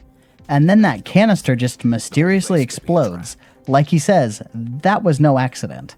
They all explode. Every last one. In the back of the ship are these 3 doors. All of them have map markers. In each you can find computers with logs, where we get the details of the story here. Some guy named Jacob, no, not that one, had an accident or something. He is in a coma, I guess, and his wife, girlfriend, mother, is having a breakdown over it. She's so damn angry. And she isn't taking her meds. Sounds like a recipe for disaster. And look, there he is, just lying on a cot in the medical bay. Let's check the cockpit first and see what the logs say over there. Oh, the other members of the crew were trying to remove Jacob here from life support, but they were planning to hide it from the crazy lady on the logs. And that did not go well for them. Julia, what are you doing here? Why are you... He also mentioned she has migraines. Another L2? This topic just keeps cropping up. The medical computer talks about how Jacob is brain dead, so that makes it pretty clear. And after hearing this log, suddenly a red triangle pops up on the radar. When the door opens, we find Julia, a crazy biotic. And she's dead. So this quest is now marked as complete, but we can interact with the medical equipment keeping this dude alive. Tali says he's dead, but Shepard says she wants to know more about what's going on here. We kinda already know what happened. We got all the information. Anyway, checking the equipment gives a binary yes or no choice. So guess I'm gonna flip a coin. Heads, turn off life support. Tails, leave him here drifting in space. So the result was heads. Tali praises us for our mercy. Honestly, in this case, there's nobody to care for him, so yeah, he would have just been a barely alive body in an empty ship for like a week, and then he would die anyway. So it was the merciful thing to do. So that ends the little horror story of the derelict ship with the insane biotic serial killer. Time to get to one more system, the Han system. Our planet of interest is this one, Mavagon. I love the way that name sounds.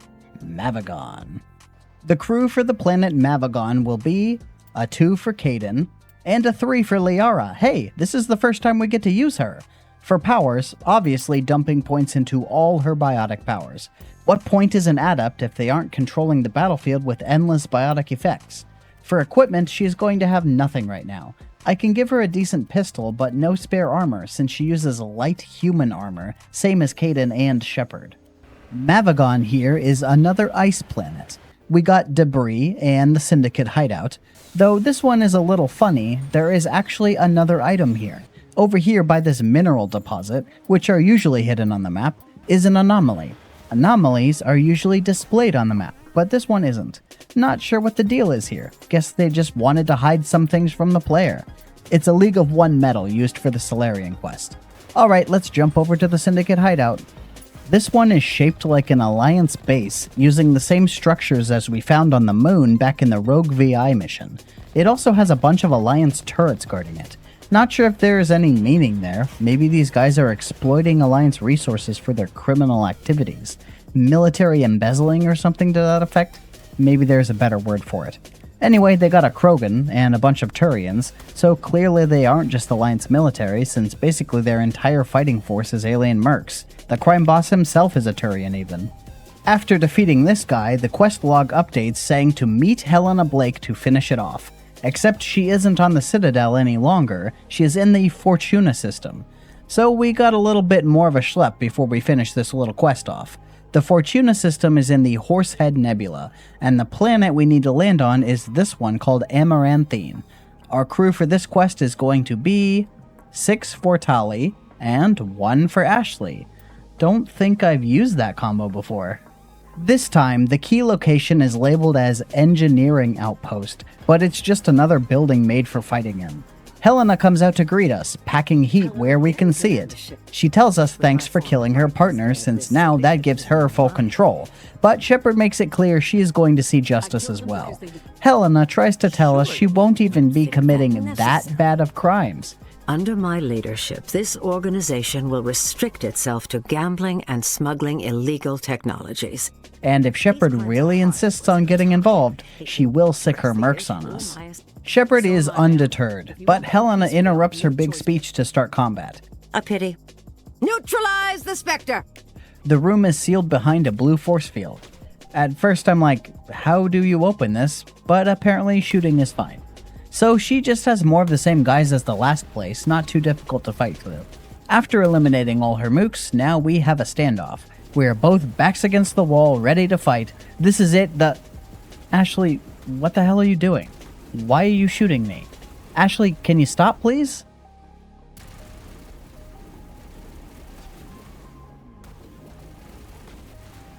Alright, this is ridiculous. Stupid, why would you do that? Alright, so now that that is dealt with, this quest is finally over. That was a lengthy one for a side quest out in space, actually. We just have to drop a few of these completed quests off on the Citadel, and we can call it a successful day of questing. For those who are curious, the party is at level 23 now, out of a max of 30 in the Legendary Edition. Let's head back to the Citadel real quick. In Udina's office, he finds yet another reason to criticize our performance. This time for letting the Prothean ruins be destroyed when we save Liara. Look man, this is power harassment. I'm gonna file a complaint with HR. We have a lengthy conversation with Anderson about Saren and their history. And I mean lengthy. He goes through the whole story with Saren at least 3 times. I just couldn't escape from this time loop nightmare. I think I deserve the whole story. So after finally escaping from that awkward social interaction, now we have another. Nasana Dantius, whose sister we recently turned into space dust.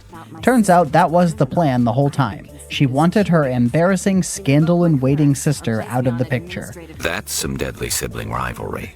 Nasana offers some money to let the whole thing go away, and I guess Shepard is feeling pretty generous because she just lets it slide without a fight.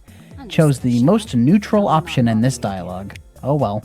We also recently finished a quest for a certain rear admiral, so off to the Citadel Tower. Just ignore the guy spouting religious doctrine in the courtyard. Shepard explains all Kahoku's men died due to being lured into a trap. We don't know who did it, and the quest never gives any hint. I don't remember if there is any more to this quest or not. I guess maybe we will find out, or maybe it will always be a mystery. I'm not going to bother looking this one up. Just one last interaction to mention, Conrad Werner is back. We gave him a sound rebuking last time we saw him. Well, you're not the only one who can stand up for humanity. I'll show you. This time, he is claiming he wants to be the next Human Spectre. None of the choices are particularly nice to him, so I guess the opportunities to go along with him are gone. Conrad, I haven't been shot in the head nearly enough times to make that seem like a good idea. The mild Renegade option here is just a simple no. Though what Shepard actually says is a little more clear. You won't be a Spectre, Conrad. So he walks off in a huff. I guess this isn't the last we will be seeing of him.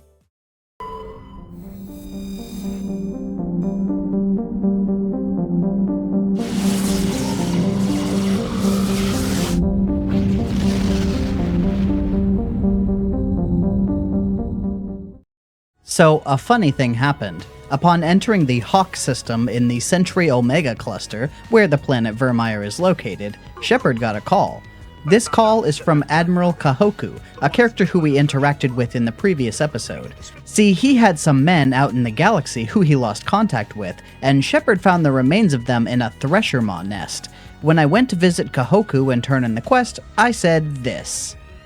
Shepard explains all Kahoku's men died due to being lured into a trap. We don't know who did it, and the quest never gives any hint. I don't remember if there is any more to this quest or not. I guess maybe we will find out, or maybe it will always be a mystery. I'm not going to bother looking this one up. Well then, I guess I should have kept my mouth shut because Kahoku drops a pretty big name here, Cerberus. Turns out that little quest for Kahoku was a preamble to the big Cerberus questline in this game, and so now we have one more major task on our plate. Obviously, Vermeer takes priority, so Kahoku, you'll just have to hang out with Miranda and the Elusive Man a little while longer before I go rescue you. Don't worry, there's no way they'd be experimenting on you or anything. They're pretty cool, right? There isn't much to see elsewhere in this system, so straight to Vermeer for us. And we need to choose a team for this mission. The results on the first die, a 5, which is Garrus. Rolling another, a 5 again. Once more, a 4, which is Rex. Let's hope this isn't Rex's last romp before tragedy strikes. We drop in with the Mako, and Shepard orders Joker to keep clear of the AA guns until they can be disabled. Now we know our first task, off into the jungle. We drive through the narrow, waterlogged passages on this planet, blowing up Geth along the way. There are these cute, mushroomy aliens, but they aren't hostile. There are several checkpoints where we need to dismount the Mako and go in on foot. This first one is full of snipers. No problem, I'm not afraid of no... well, let's run that one back. Round 2 is a little more cautious. No more getting blasted by snipers this time. Rex doesn't seem to mind though. I guess his best feature is absorbing bullets, so I don't have to. Thanks, Rex. Nothing but loot up here, so let's get back in the van and proceed to the next checkpoint. Right out the gate is a Geth Colossus. This mission is chock full of those, along with their babies, the Armatures. Certainly, this is more to deal with than any Mako mission previous. I believe our very first Colossus was on Therum in the last video, actually. Next checkpoint is locked, so we have to climb up and deal with it on foot. This time, no slip-ups. Just wipe out the sniper and his destroyer buddies before they can do any damage. And here we disable the AA guns, allowing Joker to approach the next destination. We still need to drive over there ourselves, and there is one more checkpoint along the way. This one is comparatively easy, and all we need to do is open the gate. That's it. Nothing between us and the Solarian camp now. A breezy, pleasant drive through the river later, and we arrive at the Solarian STG camp. Seems things are pretty tense here. We find out when we arrive that there are AA guns preventing us from getting out with the Normandy. Captain Kirahi tells us we need to wait until some council reinforcements arrive to back us up, and we give him the bad news. We are the reinforcements. We need to handle this ourselves. We hear the situation from Kirahi. This is Saren's personal research facility, which he is using to breed an army of Krogan. Rex is shocked to hear this and comes out of nowhere to ask for more details. Somehow, Saren has found a way to cure the genophage, a genetic disorder that prevents Krogan from creating viable children. Rex obviously is flabbergasted. This is a way to save his people from their inevitable extinction. But the other races in the galaxy are a little more hesitant to help him out here, particularly the Solarians. See, they created the genophage to begin with, because the Krogan were breeding out of control and wrecking up the place. This is all major backstory of the universe, not seen firsthand in the game, but it's important here to understand why Rex is so pissed. When Kirahi suggests they must destroy the base to prevent the Krogan from breeding out of control again, he goes off all mad to be alone and shoot his gun. Shepard promises to talk to him and calm him down, and Ashley and Kaidan let her handle it.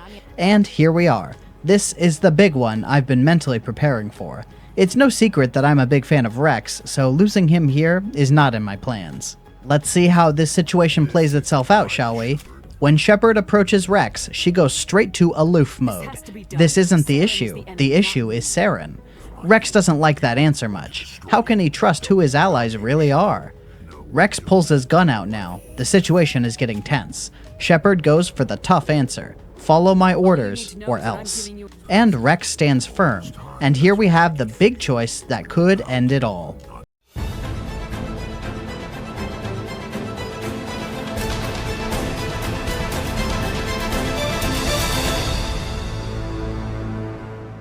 And the worm decides to go with the red Renegade option, where Shepard explains that Saren is only using the Krogan as a disposable army for his evil plans.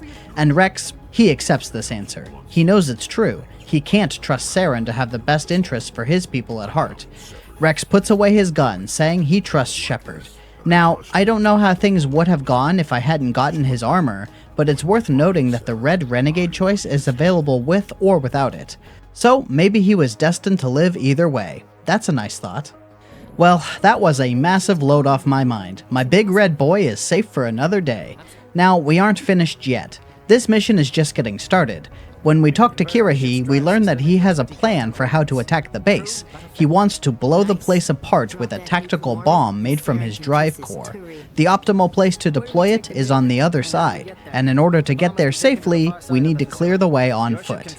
Kirahi and Shepard will break into two teams, each going in from different directions to divide enemy forces. Shepard's team is the stealth team, while Kirahi's will be loud and cause as much ruckus as possible.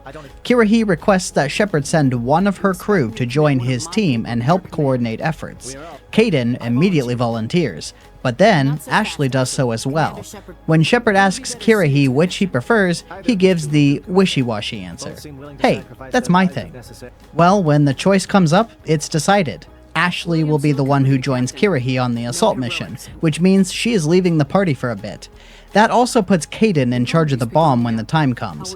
Ashley says her farewells, which seem a bit ominous, like she knows this is the end. But for whom? We will have to wait and see. Kirahi then gives his big grand speech to rally his own Solarian troops.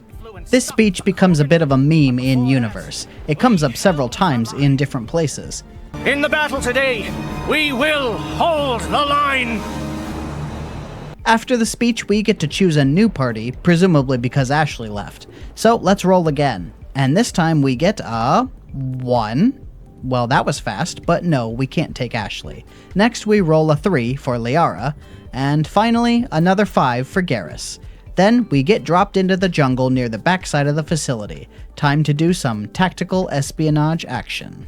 Sounds like Kirahi's team is having some trouble. We can do a few things to help him out from our end. First is blowing up these Geth at this communications tower. I'm so glad I get Liara for this section. It's always fun flinging robots around in every direction. After disabling communications, Kirahi seems to be doing a bit better, so we move on to the next target. This time, we can destroy this satellite uplink. Each of these little tasks gives a few Paragon points.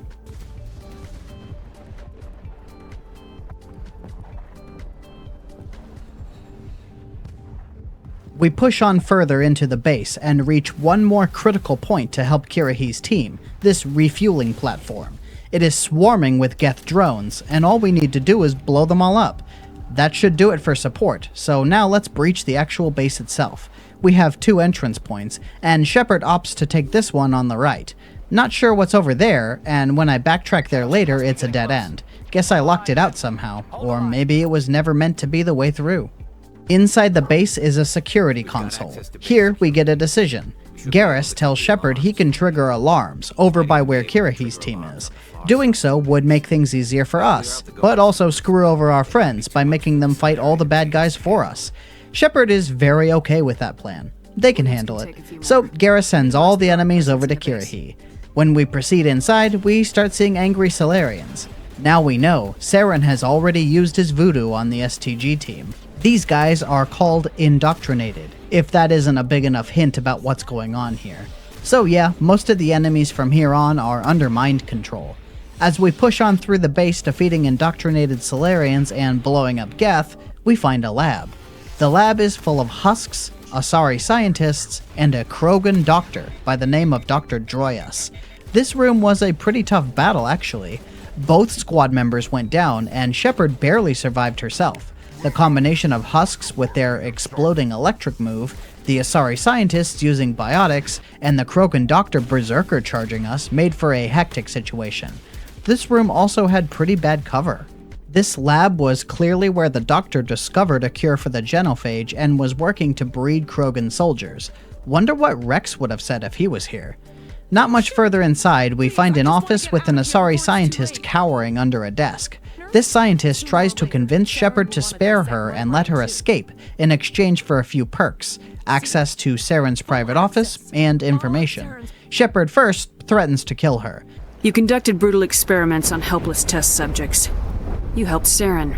You don't get to live. Then asks for information about indoctrination, to which Rana here explains the signal that comes from the ship, Sovereign. She explains a bit more about how Sovereign's signal works, so Shepard threatens to kill her again, using the exact same words.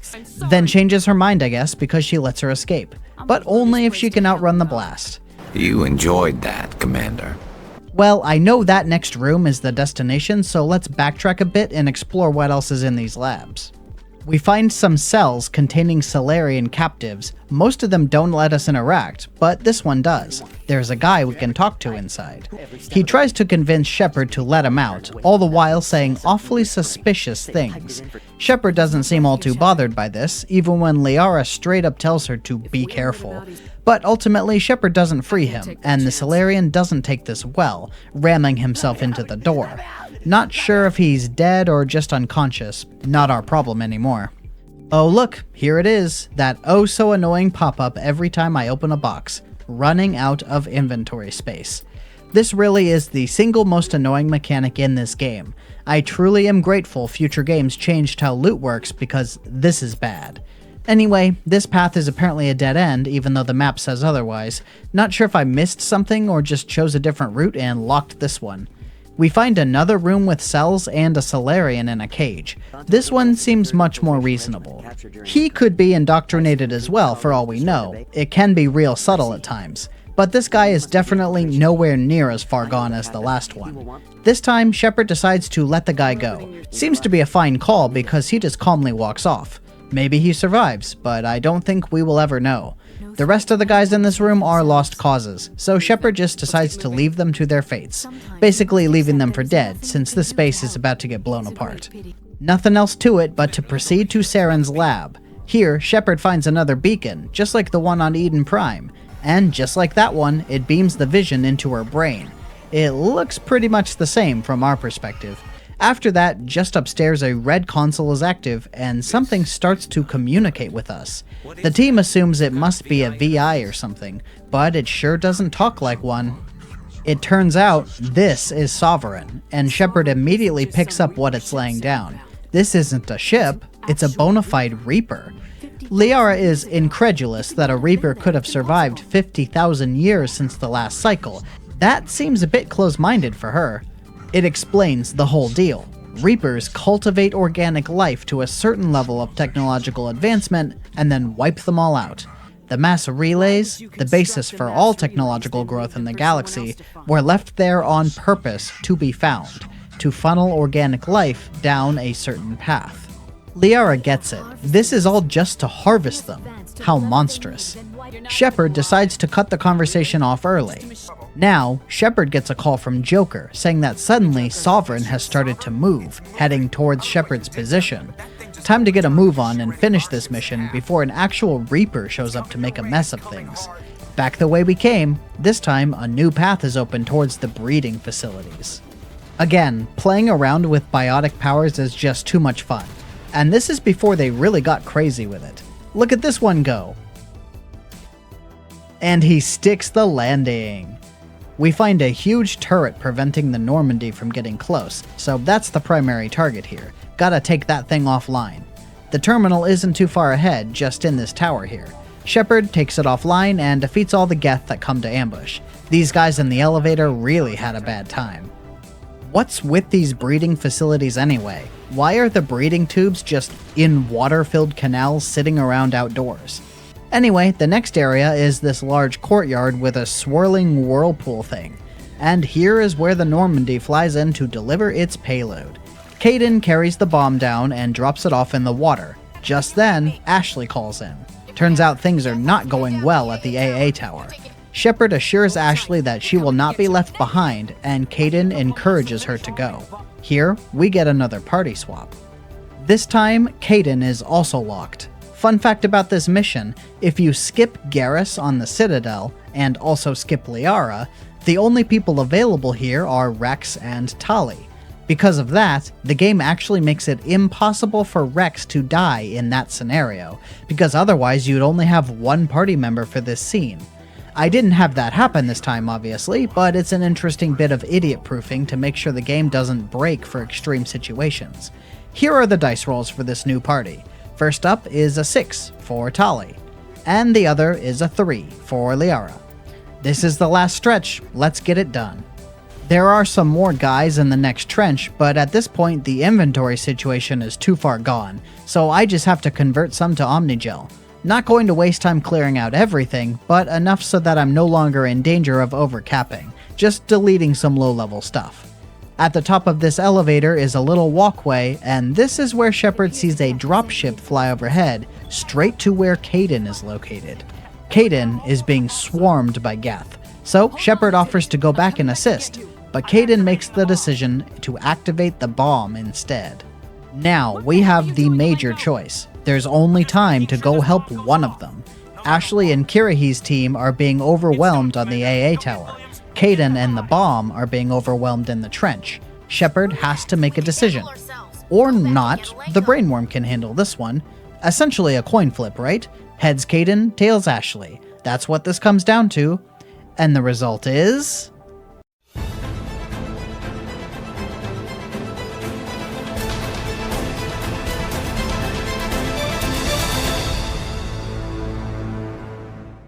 Looks like the big winner is Ashley. If you put your bets on Ashley, congratulations. You win the self-satisfaction that you guessed right in a 50-50 chance. Shepard says her goodbyes to Kaidan and pushes forward towards Ashley's position at the AA tower. There is a battle against a bunch of Geth at the AA tower, but nothing more difficult than we've seen up to now. Ashley and Kirahi are here though. You can see them hanging around back there. But once all the Geth are handled, the main event shows up. Saren himself. This is our first direct face-to-face confrontation with the man. He tries to convince Shepard of his motivations. He believes he is working towards the greater good, as any villain typically does. His thought process is that by resisting the coming of the Reapers, it will only lead to inevitable extinction. But submission to them could lead to some loyal followers surviving. An existence in servitude is preferable to none at all, so he thinks. This conversation is consistently pushed towards trying to convince Saren that he himself is indoctrinated by Sovereign, as, thanks to the recent interaction with it, now we know that the real master here is the Reaper, not Saren. Saren believes he is able to resist indoctrination because he's valuable as an asset, but Shepard succeeds at a red Renegade check here to convince him. Right now, he brushes it off. He continues to push that he is useful to the Reapers, and that his goals are for the better of the galaxy. Since Shepard is resisting, getting in his way, Saren declares that Shepard must be eliminated. And here begins a boss battle against Saren and a bunch of Geth. This battle didn't go terribly, as there is ample cover. Tali also helps in handling all the Geth around here, and Liara can fling them about as usual. Saren uses his plot armor to survive the battle and get his hands on Shepard, but the stupid guy loses concentration just long enough for Shepard to break free. Saren bails before Shepard can get a shot on him, at which point Joker shows up right on time and picks up the team. As the Normandy takes off from the planet, Kaidan is holding his own alone with the bomb. The Normandy leaves the atmosphere and we see the destruction of the base from orbit. Kaidan did his job successfully. Now we have the debriefing. Ashley is downtrodden. She has survivor's guilt. But it was Shepard's decision to keep her alive. Ashley is grateful and is motivated to hunt Saren. Liara jumps in here to offer her services to Shepard to help make sense of the new vision. Shepard is hesitant at first, but then we get a three-way non-choice, which are all, "Alright, let's do it," in different words. For hopefully the last time, we see the same nightmare images. And at the end, Liara confirms that the missing pieces of the vision have been filled in. The vision was a warning that was broadcast by the Protheans across the galaxy about the invasion of the Reapers, and more importantly, thanks to her knowledge of Prothean history, she identifies the planet the conduit is on as Ilos, a planet on the other side of the Mu Relay. Now we finally have a destination, a place that we know Saren must be hiding and getting ready to attack the Citadel. Once again, Liara is fatigued, so she goes off to the medbay and the meeting is adjourned. This time, Shepard decides to brief the council. They're still sore about getting hung up on the last time. Shepard tells them that Saren isn't even the big bad here, it's Sovereign. But in typical fashion, they're skeptical. You'd think they would learn not to doubt every single thing Shepard says, considering everything has come true so far, but they never trust that the Reapers are real. However, as far as we know, the Reapers only exist in your visions. Well, this is another opportunity to visit the crew and see what they have to say. As usual, let's go and see the closest one first, and... Oh, right. Moving on then. In a similar fashion, let's talk to Dr. Chakwas and see if she has anything new to say about Kaidan. And her dialogue menu is actually changed to remove all references to Kaidan. That's quite the funny way to handle it. She used to have a whole section where she just talks about him, now that isn't even an option anymore. In the room beyond her is Liara, so let's talk to her next. Once again, we miss what seems like an obvious flirting moment, the same one as before, in fact. Liara shows some sympathy for Saren. After the last interaction, we can finally start seeing what happened to him. Sovereign somehow got its grip on him, and now he's a puppet serving his master. Shepard doesn't want to mull over his reasons. The important thing is that he be stopped. Liara talks about herself a little bit here, that she likes digging around for Prothean artifacts, to which Shepard acts very callously. Liara brushes it off and continues expressing her feelings, saying she finds Shepard fascinating for having interacted directly with Prothean technology, to which Shepard acts very callously. Now Liara is feeling self-conscious. Shepard then asks about the Asari people. Liara gives a brief overview, but mentions that there are unsavory rumors about the Asari. Shepard seems interested in the topic at first, but when Liara brings up that Asari can reproduce with any species or gender, Shepard suddenly has to go. Maybe this topic makes her uncomfortable or something. Downstairs, we once again get lucky enough to access the shopping interface. Time to unload all that bulk we've been carrying around. Money maxed out. Always a nice feeling, I guess. Well, here we go again with Garrus. Will this be the time I finally get to strike up a conversation with the guy? No, it will not. I'm shocked this dude still even wants to be on the ship. It's like Shepard has some subconscious biases against aliens or something. Now, let's talk to Ashley and... I guess Shepard doesn't want to hear from her either. Maybe I misread the situation. Now Shepard gets a chance to speak to Rex after the events on Virmire. He apologizes in his Krogan sort of way, and declares he is committed to defeating Saren. At least we still have Rex in our corner, even if the rest of the alien crew aren't quite so loyal. Oh look, Kirahi's here. That's new. Let's talk to him for a minute then. Man, Shepard, why do you gotta be that way? This really is starting to feel pointed.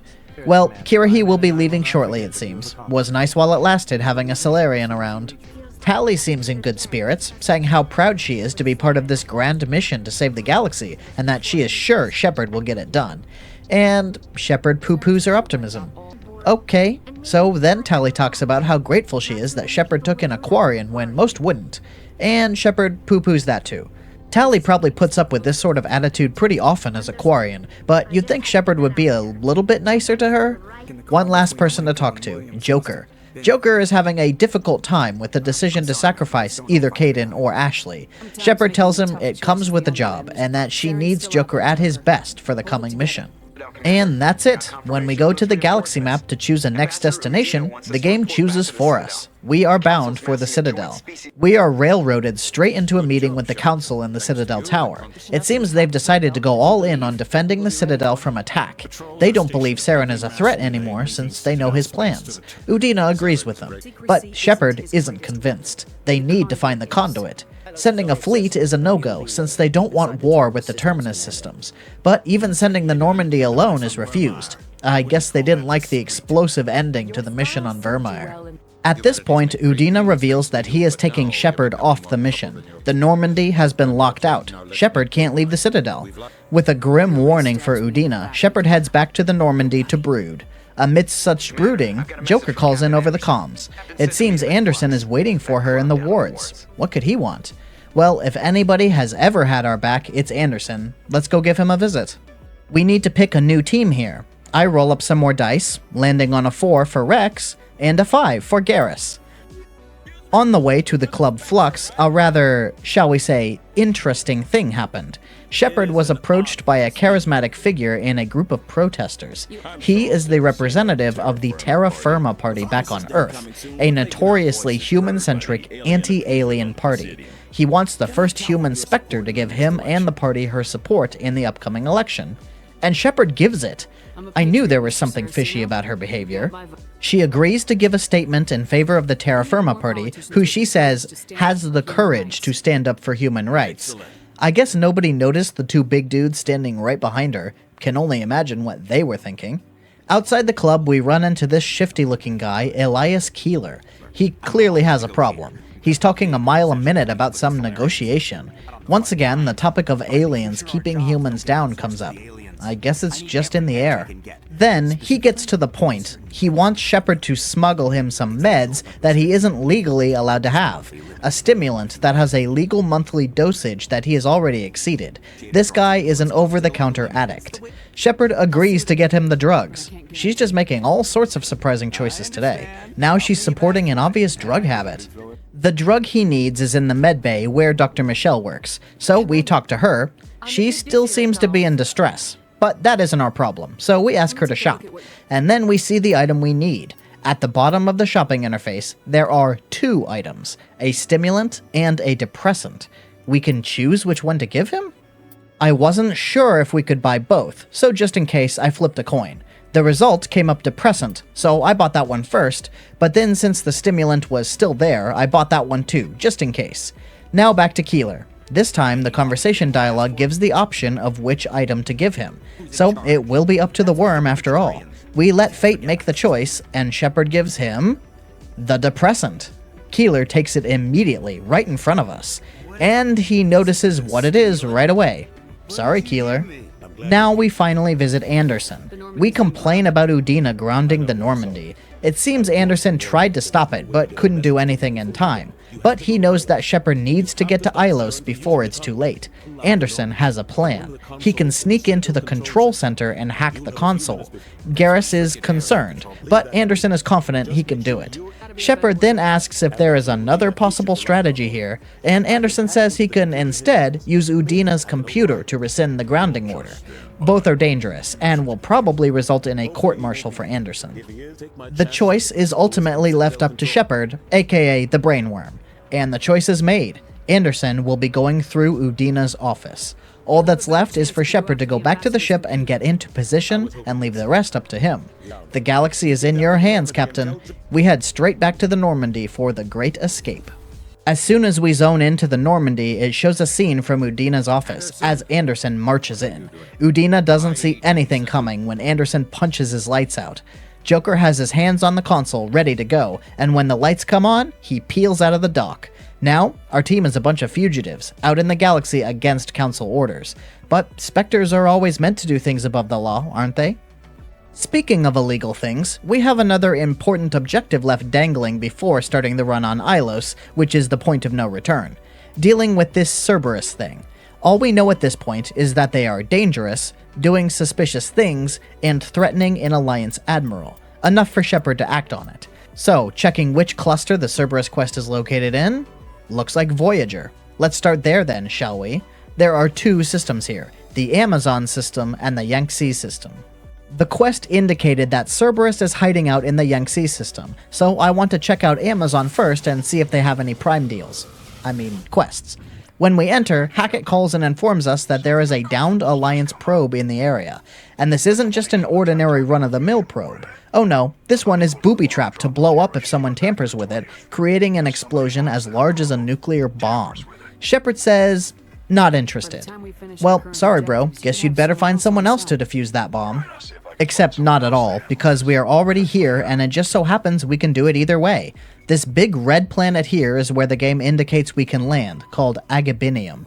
We need to roll for our party, so the first die is a 1 for Ashley, then a 2, oops, can't take that one, rolling again, another 2. The Ghost of Caden really wants to join. Finally, on a 4th die, we roll up a 6 for Tally. Caden can tag along in spirit. Wow, this planet is so red. That red light is burning my brain! We'd better hurry up and get this quest done before we start craving chicken too. The Alliance homing beacon is over here inside a mine shaft. Ashley and Tally draw attention to the very obvious trap that this is, but Shepard is just fine pushing forward. Yet again, same old mine map, this time loaded with boxes. Gee, I wonder if there will be combat. In the deepest chamber, we find the probe, and as soon as we get close, a hologram shows up to taunt us. This guy is Elanos Haliat. No, we don't know him. Have we met? Apparently he is a top-notch slaver and pirate, and he is pissed that one of his biggest plans, an attack on a human colony that was intended to make them go back where they came from, failed utterly. Humans pushed the attackers back and went on to become an even stronger force in the galaxy. Now, his goal is to lure in and kill the first Human Spectre out of petty revenge. So we are stuck in this room with a nuclear bomb, and the only solution is to disarm it. It's just Simon Says again, though we have to do it 3 times, with lots of button presses, and much slower than usual pacing. Still easy. Arguably, the slowness makes it even easier than usual, though it does throw off the rhythm one might have after playing this far into the game. After disarming the bomb, we need to get out of here and find this nutjob. Oh, the path back is blocked off. That's weird. We find a different door in the other room which leads outside. Checking the map, we can see the Mako has been relocated to an enemy encampment down the hill. It's actually quite the long walk down, and Shepard is wide open the whole way. The Shoddy would have no chance at this distance. But fortunately, these guys are idiots, and they don't even start reacting until Shepard is inside the Mako, and by then it is far, far too late. Well, that was something. Would be nice if that guy had some sort of history with us, but it seems he's just some wacko. And now he's dead. So, moving on. With Amazon finished, we can move on to the other system, the Yangtze. This time, the planet we need to land on is called Binthu, as indicated in the quest log in the journal. Rolling for our squad down here, and we get 4 for Rex, another 4 for another Rex, and 6 for Tally again. Rex and Tally, what a couple of cards. Their powers do very little to complement each other, but no big deal, we have a level 10 Spectre rank shotgun. I think we'll be fine. The description of the planet Binthu seemed to indicate there might be a hazard, but it's pretty chill actually. It seems there are 3 locations we need to find, each one of these research-based looking buildings with turrets to protect them. In the first one, we walk inside to find a blue force field holding some Rachni babies inside. What is Cerberus doing with Rachni? When we open up the field, suddenly the room aggroes us. All the babies come running, and a bunch of Cerberus troops who are lurking on the other side of the room. This is good practice for when we have to fight them about 300 times in Mass Effect 3. The commandos can take a lot of damage, but other than them, nothing too difficult. The game prompts us to make our way to the next Cerberus lab on the same planet. A short drive away and we find it, so let's head inside. This time, the barrier is protecting a big Rachni. Instead of letting it out, let's take out the goons first. Shepard starts battle with a sneak attack. Too bad we don't get a surprise round. When all the Cerberus troops are down, Shepard finally opens up the containment field and lets the Rachni loose. It doesn't last very long. Rex is so hype. This is my kind of mission. Glad to have you aboard, big guy. One last lab, and this time the containment field has a bunch of husk-looking guys running around. Once again, let's deal with them once the coast is clear of human foes. Wouldn't want to get launched with biotics and then eaten alive by these Zambos. Later, we can see there is a corpse inside the container as well. All we can see is an Alliance uniform. Oh, there's one more guy hiding over there. Oh, God, what happened to you, dude? That looks painful. Well, when we can get a better look, we can see that they aren't husks at all, but Thorian creepers. Again, how did Cerberus get their hands on these things? Something is fishy indeed in the house of the elusive man. Thorian creepers are not very hardy, so a couple shoddy blasts takes them down. And now we can check on the corpse. Oh, it's Kahoku. The text pop-up explaining his condition seems to confirm they did some nefarious experiments on him before he died. He wasn't just mauled to death. This turns out not to be the end of this quest chain. There is another planet, another Cerberus base. We would be remiss to end things before settling the score. This system is still in the Voyager cluster, a newly appeared system called Columbia. The planet we land on is called Nepheron. The dice for this mission land on a 3 for Liara and a 4 for Rex. At least Rex gets to finish the job he started. Time to see what these Cerberus bastards are really up to. Liara makes this a cakewalk. She is excellent at crowd control, even for targets behind cover. These snipers stood no chance. When the base is clear, we go into the back to find a computer console. Interacting with this computer starts a self-destruct process that wipes all the files. Shepard manages to recover some, but not all of the files. Guess that's it. Cerberus secrets lost forever. We got some, but they're still out there. Let's head back to the ship and figure out next steps. And when we try to interact with the galaxy map, suddenly we get a call. This call is coming from some mysterious unknown person who somehow knows Shepard has Cerberus secrets to share. Probing a little deeper, we learn it's an agent for the Shadow Broker. Again with that name, some weirdo who makes it his business to know everything about everyone. Well, Shepard is offered the payment that was meant for Kahoku in exchange for the information, but Shepard soundly refuses. And that is the end of that. Guess we might have pissed off the Shadow Broker. In addition to Cerberus, of course.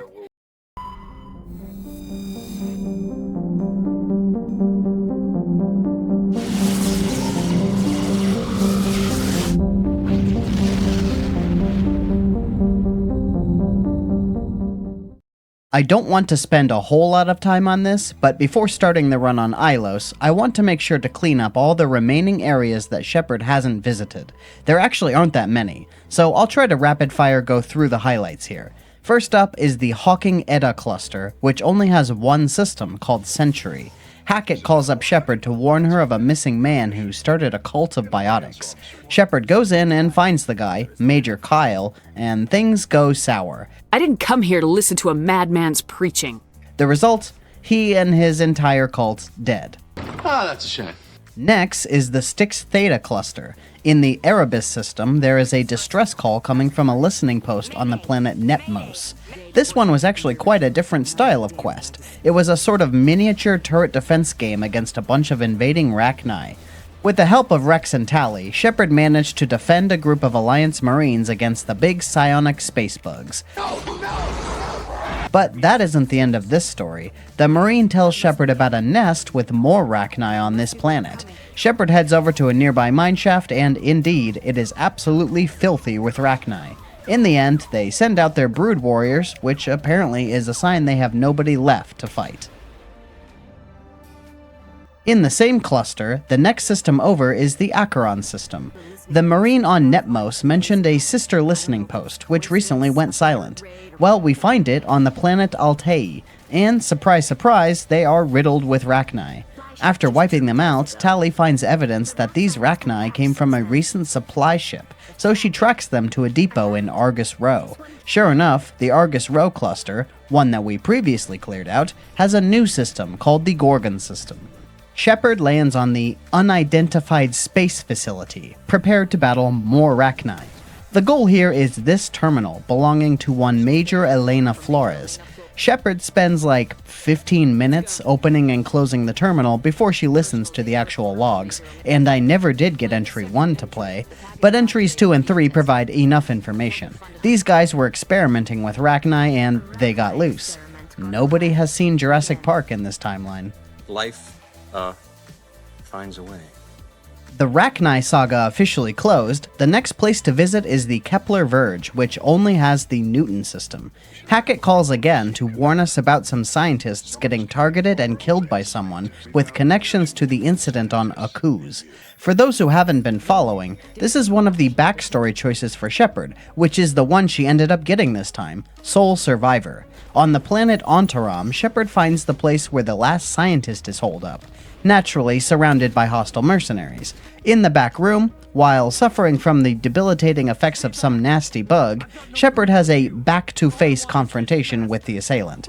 This angle sort of looks like an old art school film. Shepard tries to talk down the crazed killer, who happens to be another survivor of the Akuz incident. Guess Shepard wasn't as soul as she thought. She fails to convince him not to kill the scientist, and right after shooting the guy, he decides to make Shepard's title a reality by shooting himself as well. Pretty much the worst outcome for a hostage situation. All present, dead. Very good work, Shepard. Well, up next, we have the Big Boy questline, which Hackett calls to brief us on. The location? The Armstrong Nebula. Up in here, we visit 1, 2, 3, 4 Geth outposts, ha. And naively thinking that was the end, we get hit with the surprise ending. There's a 5th outpost. So after clearing out the Hong, Vamshi, Tereshkova, and Gagarin systems of their Geth infiltrators, we unlock the Grissom system, which has their primary base of operations. Except for killing so many Geth, not much to mention here. But we do get an interesting reward for this one, some data on how the Geth have evolved. Clearly, this is meant for Tali, and a newly flagged quest in the journal confirms that. Guess I was wrong in the previous video again. Though I'm pretty sure there is no way to actually assist her with this task. It isn't a quest.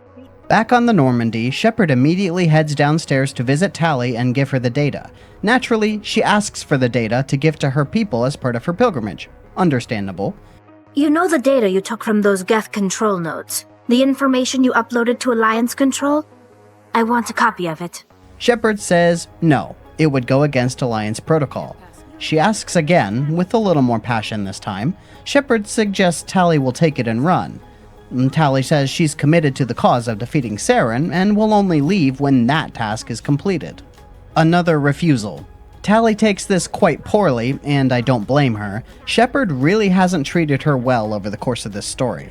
Shepard defends her position by saying she's just following orders and all that, but you know this one is personal. Shepard has made plenty of more Renegade choices than this recently, not the least of which is defying direct orders to steal a very important ship. The least she could do is help her sister out by giving her something that would be massively helpful to her people, but nah. The journal marks this quest as complete, saying it has driven a wedge between us. Yeah, no kidding. Not much left. The last cluster we have never visited is the Maroon Sea, which has 3 systems. First is the Caspian system. Out here is a derelict ship, the MSV Cornucopia. It is completely overrun with husks. Tali finds some logs that indicate this ship found some artifact, and as if compelled, flew into the Perseus Vale afterward. That is the location of the Quarian homeworld, where the Geth currently reside and lay claim. I guess they were lured there, turned into husks, and sent back to act as a warning. The next system is the Vostok system, where a distress beacon is found on the planet Nodacrux. I need to vent a little bit. This planet was a nightmare to navigate in the Mako. My god, who thought these sheer walls were a good idea? I have never had this much trouble getting around on any other planet in this game. It drove me crazy.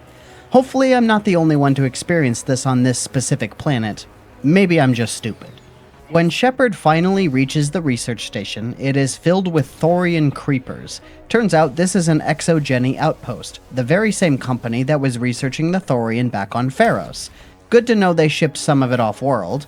The scientist there informs us that the creepers were being used as very docile servants and suddenly went haywire, no doubt due to the sudden demise of the Thorian at the hands of Shepard. Regardless, when Shepard implies the scientist in charge here be held accountable for causing this crisis, she sicks her mercs. And a very short firefight later, our rescue operation has officially resolved itself with everyone dead. Yet another stand-up job, Shepard, you're on a roll. Last system out here, Matano. This one seems related to Cerberus. We did some damage to them last episode. Let's see what other trouble they've been causing. Once again, our destination is just a bunch of husks. Actually, several little outposts filled with them. I guess the residents that were living here were transformed. We never do get a reason for why Cerberus did this or what their goal was. I might have missed something. But the husks are dead, so mission accomplished? That does it for areas I never visited, but in addition I also went to the Horsehead Nebula and the Strenuous system, which has a planet I neglected to land on before. Turns out there's a ship hidden nearby you have to check first before the option to land is available. I can't ever finish this quest thanks to the Citadel being locked, but I'll just do the tasks down here and call it a day. There's just some bad guys in a room and a dead guy with a datapad. And that does it. All side quests complete, including collectibles. The galaxy is a safe place again. Probably. Whatever. One last chat with the crew before going past the point of no return feels warranted, so I'll visit everybody and see how they're doing. Liara has nothing to say. Literally nothing. Not even an option. Cool. Next up is Garrus and... No way. It finally happened. My boy! Garrus tells us about CSEC and how he always felt hindered by their bureaucracy and policies. You know, things meant to keep law enforcement from oppressing innocent civilians. Maybe too topical. Anyway, Shepard tells Garrus he should do whatever he wants, which is all well and good, but much too late. Would have been nice 3 or 4 episodes ago. Might have led to his unique quest, but it's way too late now. Shame. Ashley also has a lengthy conversation here. Starts out talking about how her family celebrates Armistice Day, which is a holiday marking peace between humans and Turians. It leads into her confessing she is related to an infamous general who surrendered during that war, leaving a rather nasty stain on her family name. It gives some context to why she's so hard-headed and also so distrustful of aliens, though it doesn't really make that trait any more pleasant. If anything, Ashley should show some growth in that area after serving so many times next to Rex and Tali during this adventure. Well, up next is Rex, who Shepard refuses to engage with. Suit yourself. And finally, we have Tali, who has nothing to say to Shepard. This one is definitely warranted. I'd give Shepard the cold shoulder too if I were her. Joker is also on the quiet side right now. For funsies, even talk to Adams and Presley, but neither of them have much to say either. Alright, now we truly have nothing standing between us and the final mission. This took somewhere in the neighborhood of 4 hours. Compared to my other series finales, that's a breezy afternoon. Honestly, not too bad at all. Certainly could have been worse. Looking at you, Blitzball. Here we go. Ilos is in the refuge system in the Pangea Expanse. When we select it, we get a unique cutscene of the Normandy making the jump. Looks like Sarah naturally has the planet surrounded with Geth ships. For some reason, lots of people on the bridge right now. Presley is saying there is no safe place to land the ship. Shepard suggests using the Mako, but there isn't a safe spot for that either. Though Joker seems confident he can pull it off. So, Shepard makes the call. Gear up and head down to the Mako. Joker, drop us right on top of that bastard. We get the chance to form a party here. The dice for the last squad of the game. First roll lands on a 1, so adding Ashley. Then we land on a 2. Sorry, Caden, not this time. And then we get a 5, so that settles it. Ashley and Garrus, take us home. The Normandy flies close enough for Saren to notice it overhead, then drops the Mako right on his position. Saren closes the door at the last minute. And that's the situation on the ground at the start of the mission. A big closed door we need to get through with the Mako waiting out front. Now we go backwards, away from the door, into the ruins, which are immediately swarming with Geth, including multiple armatures. This mission is obviously full of Geth to deal with. Garrus helps a bit in that area with his tech abilities. Ashley, not so much. She mostly is just giving support with guns and her high defenses. We move through the area going down ramps into lower levels. The visual design of this planet is interesting, especially these creepy-ass statues. What the actual hell is going on with these things? They were built by the Protheans? Why do they look like body horror? There are tons of dead plants strewn about the area, which give a sort of autumn colors aesthetic. Then there are little bits of Geth tech here and there, which clash with the Prothean style.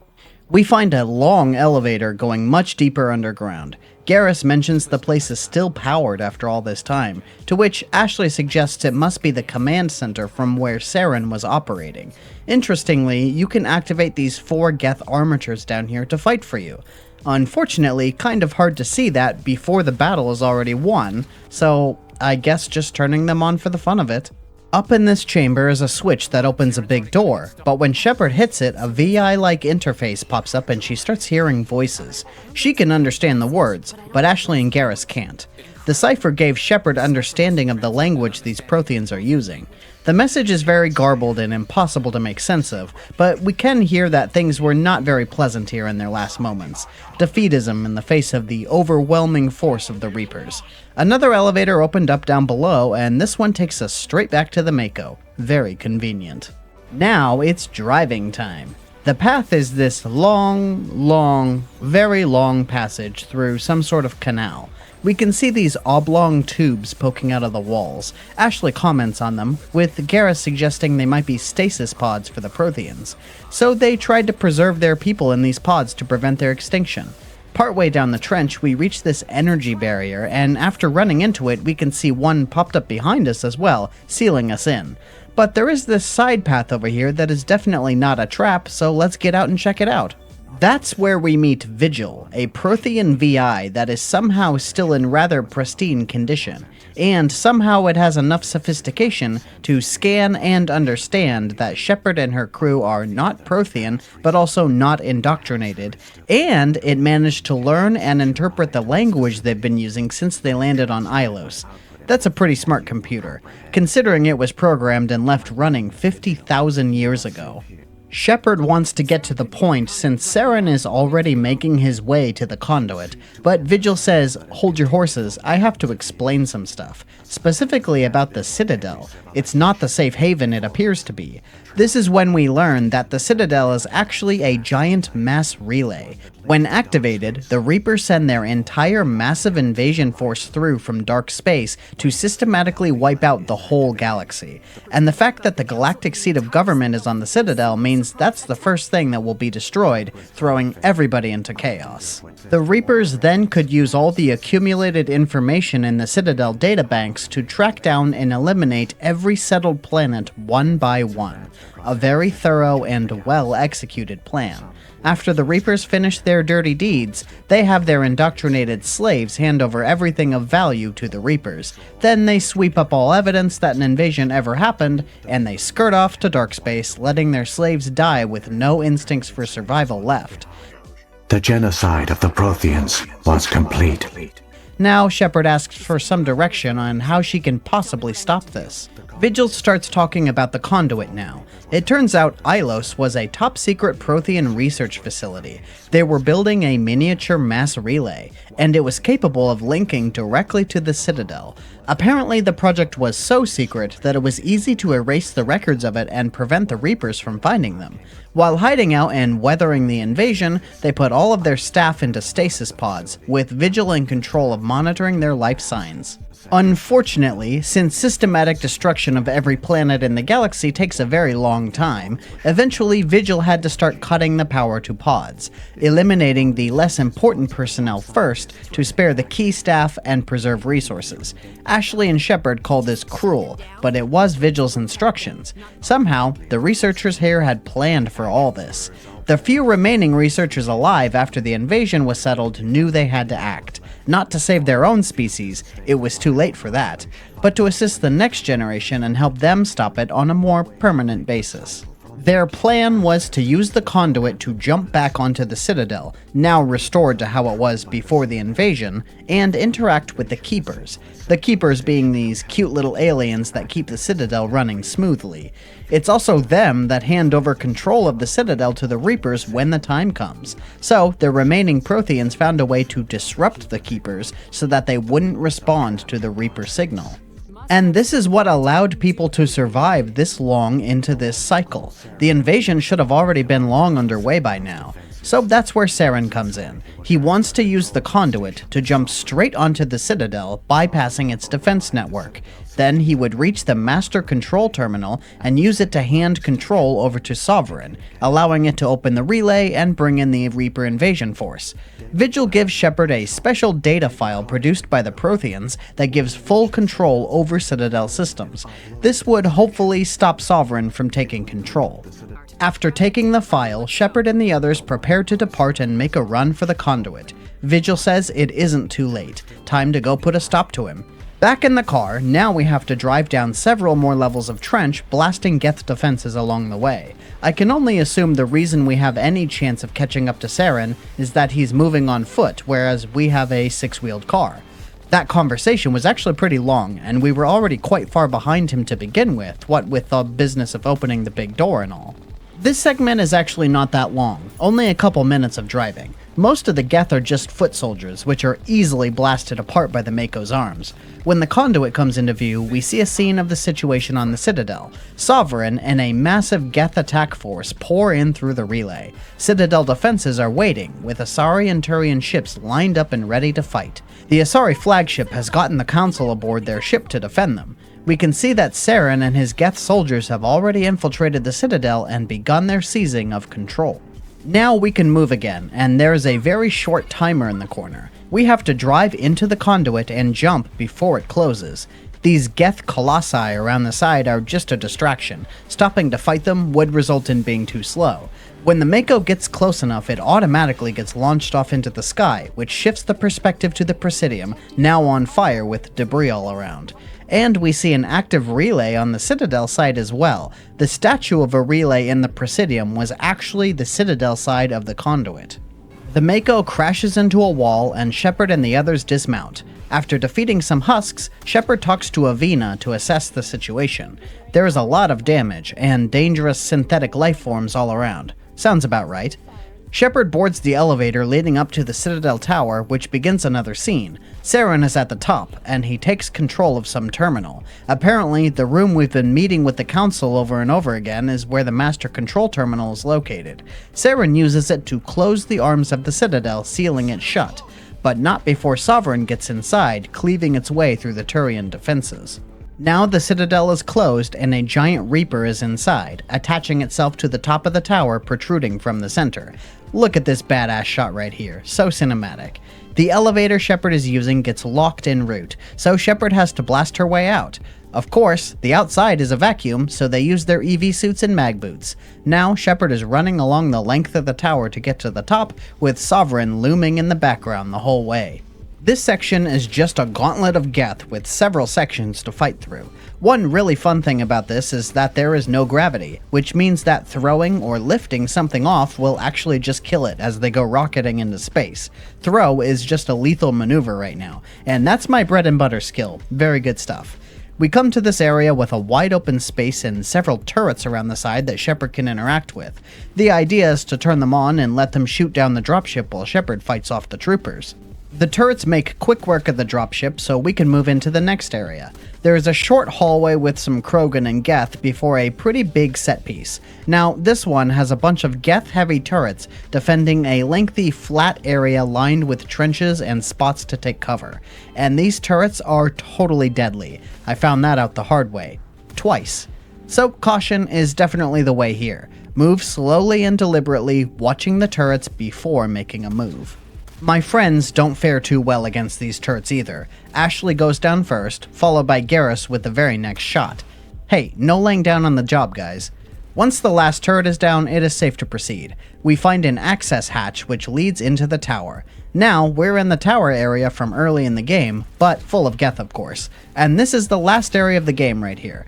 After a short battle with a few easy Geth troopers, we reach the staircase leading to the council meeting chamber, which is where Saren awaits. The troops are ready to go, time to climb these stairs. At the top, we get a scene with Saren. He anticipates Shepard's arrival and ducks out of sight, only to surprise her with a grenade.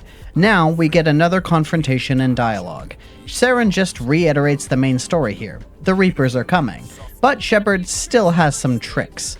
Now Saren reveals that he is enhanced since our last encounter. Sovereign has implanted him with even more synthetic augments. When we succeeded that red check, I guess it caused him to start to doubt, which made Sovereign take notice. His new augments were implanted there to strengthen the indoctrination. So now that he has been further affected by Sovereign, those doubts are gone. He offers for Shepard to join up with him. Shepard isn't on board with that plan. Then you will die. And your companions. Everyone you know and love. Everyone you've ever met. Don't you understand? You will all die. Saren claims there is no way to stop the Reapers, to which Shepard goes with the blue Paragon choice. Step aside and the invasion will never happen. Good attempt, but it wasn't enough to convince Saren. He says it will only delay the inevitable. The invasion will just come later, and when it does, there's nothing that can defeat them. We get another shot to convince him, a three-way decision, to which Shepard decides to go the neutral route, which immediately initiates combat. Bummer, so close to avoiding a boss fight, but I guess Shepard has an itchy trigger finger, or the worm just doesn't have the patience for diplomacy. Here is the first stage of the final boss. Once again, Saren is on his flying skateboard. I need to borrow your hoverboard. There is also a whole pile of Geth pouring in. Keeping tabs on Saren while he flies about the room is the hardest part, especially since the Geth have rocket troops and snipers in their ranks. Someone, presumably Saren, also overheated my gun for a good while, which made things challenging. After a grueling battle, he's taken down by a well-placed carnage blast into his chest, which knocks him off the surfboard. He falls into the garden below and is impaled on a pretty gnarly-looking shard of glass. Why are some of these drops level 2? Shouldn't just about everything be level 10 at this point? Now that the fight is over, Shepard needs to take control. She runs over to the console and the data file Vigil gave us worked. We have control. Ashley suggests opening the arms of the Citadel to bring in reinforcements, and Garrus suggests opening communications. We hear from the Asari flagship, the Destiny Ascension. They repeat that the Council is with them, and shields are failing. Just then, Joker calls. He says he heard the distress call, and that given the word, he can cut in and save the Council. Ashley says it isn't worth throwing human lives away to save the Council, as they've never supported us, but Garrus dissents, saying it isn't only about humans, everybody's involved in this fight. Ashley makes a good point that the human forces could be better used attacking Sovereign.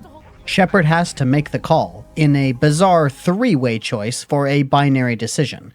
The options are to save the Council, or not save the Council, or not save the Council. So basically a 2/3 chance they die. So when Shepard chooses not to save them, can't really say I was surprised. The odds were kind of stacked against them. Shepard tells Joker to hold back and focus on Sovereign. Garrus is worried it's a bad decision, but defers to her judgment. We see a scene of the human reinforcements led by Hackett flying in. The Destiny Ascension tries to call in for assistance from the humans, but... oops. Commander, they closed the channel. The Destiny Ascension is completely destroyed, and the arms continue to open up, letting the Normandy fly inside. Shepard tells Ashley and Garrus to check Saren, make sure he's actually dead. Ashley does a precautionary headshot, to which Garrus says he's definitely dead. But that's when the Deus Ex Machina goes off. Sovereign assumes direct control. A nice precursor of what Praetorian will be doing in every other battle soon enough.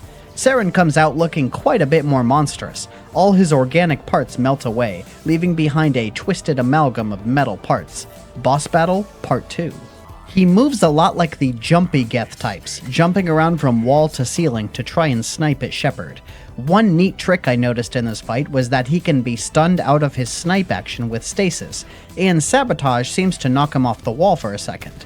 After a little while, more Geth come in from above to assist their jumpy overlord, but I mostly just ignore them and focus on Saren. When he is about 2/3 of his remaining life, a scene begins abruptly showing the fleet attacking Sovereign outside the tower. He can cleave right through ships with his big red laser, taking them down with ease. The Allied forces are struggling with this battle. The boss fight continues. More use of sabotage and stasis, as well as well-placed shotgun blasts. Carnage really does a hell of a lot of damage, and maybe about 30 seconds later, Saren goes down. What remains of his body disintegrates, leaving nothing behind.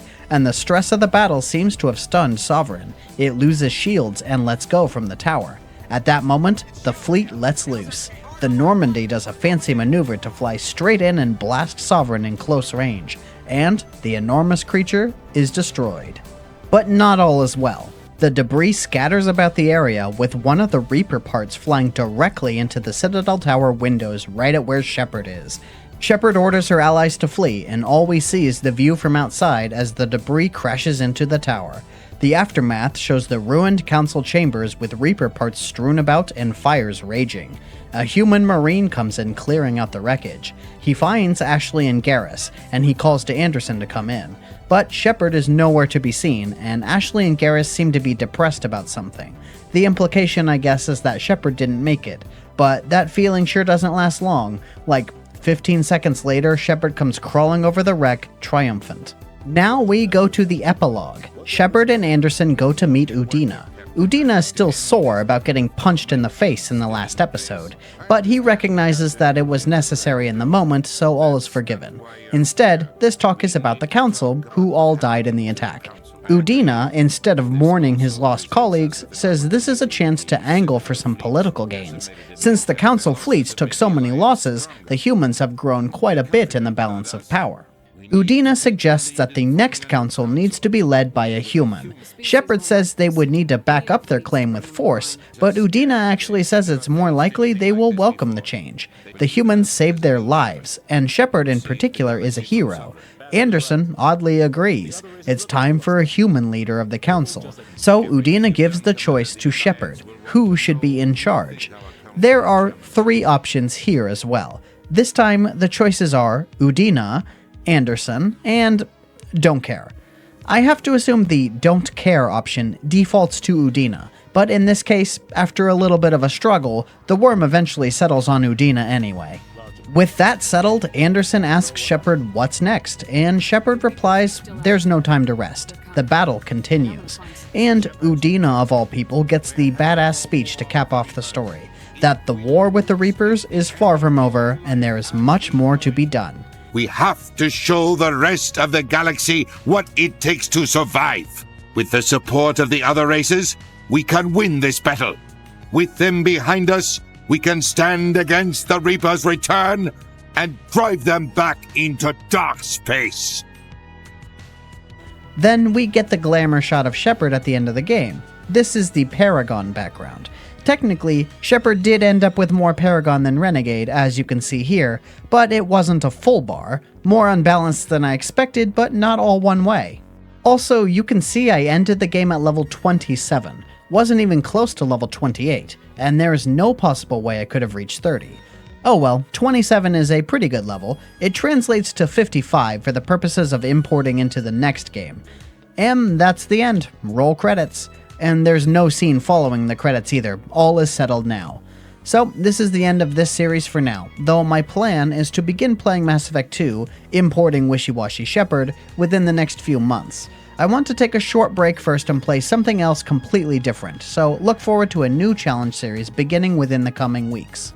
When Mass Effect 2 begins, I'll have some new ideas to make the challenge fresh and compatible with the new mechanics added to that game. 2 is really the big one, where all the major stuff goes down, so I'm excited to see how Wishy-Washy Shepard gets through that story. I just want to say thanks for watching this one, and I hope it was fun to see how things go when you relinquish control. I certainly enjoyed not knowing what was coming around the bend. If you're looking for something new to watch, I recently finished a Final Fantasy Challenge series, so you can find that playlist on the end screen. Have a great day, everyone. See you next time.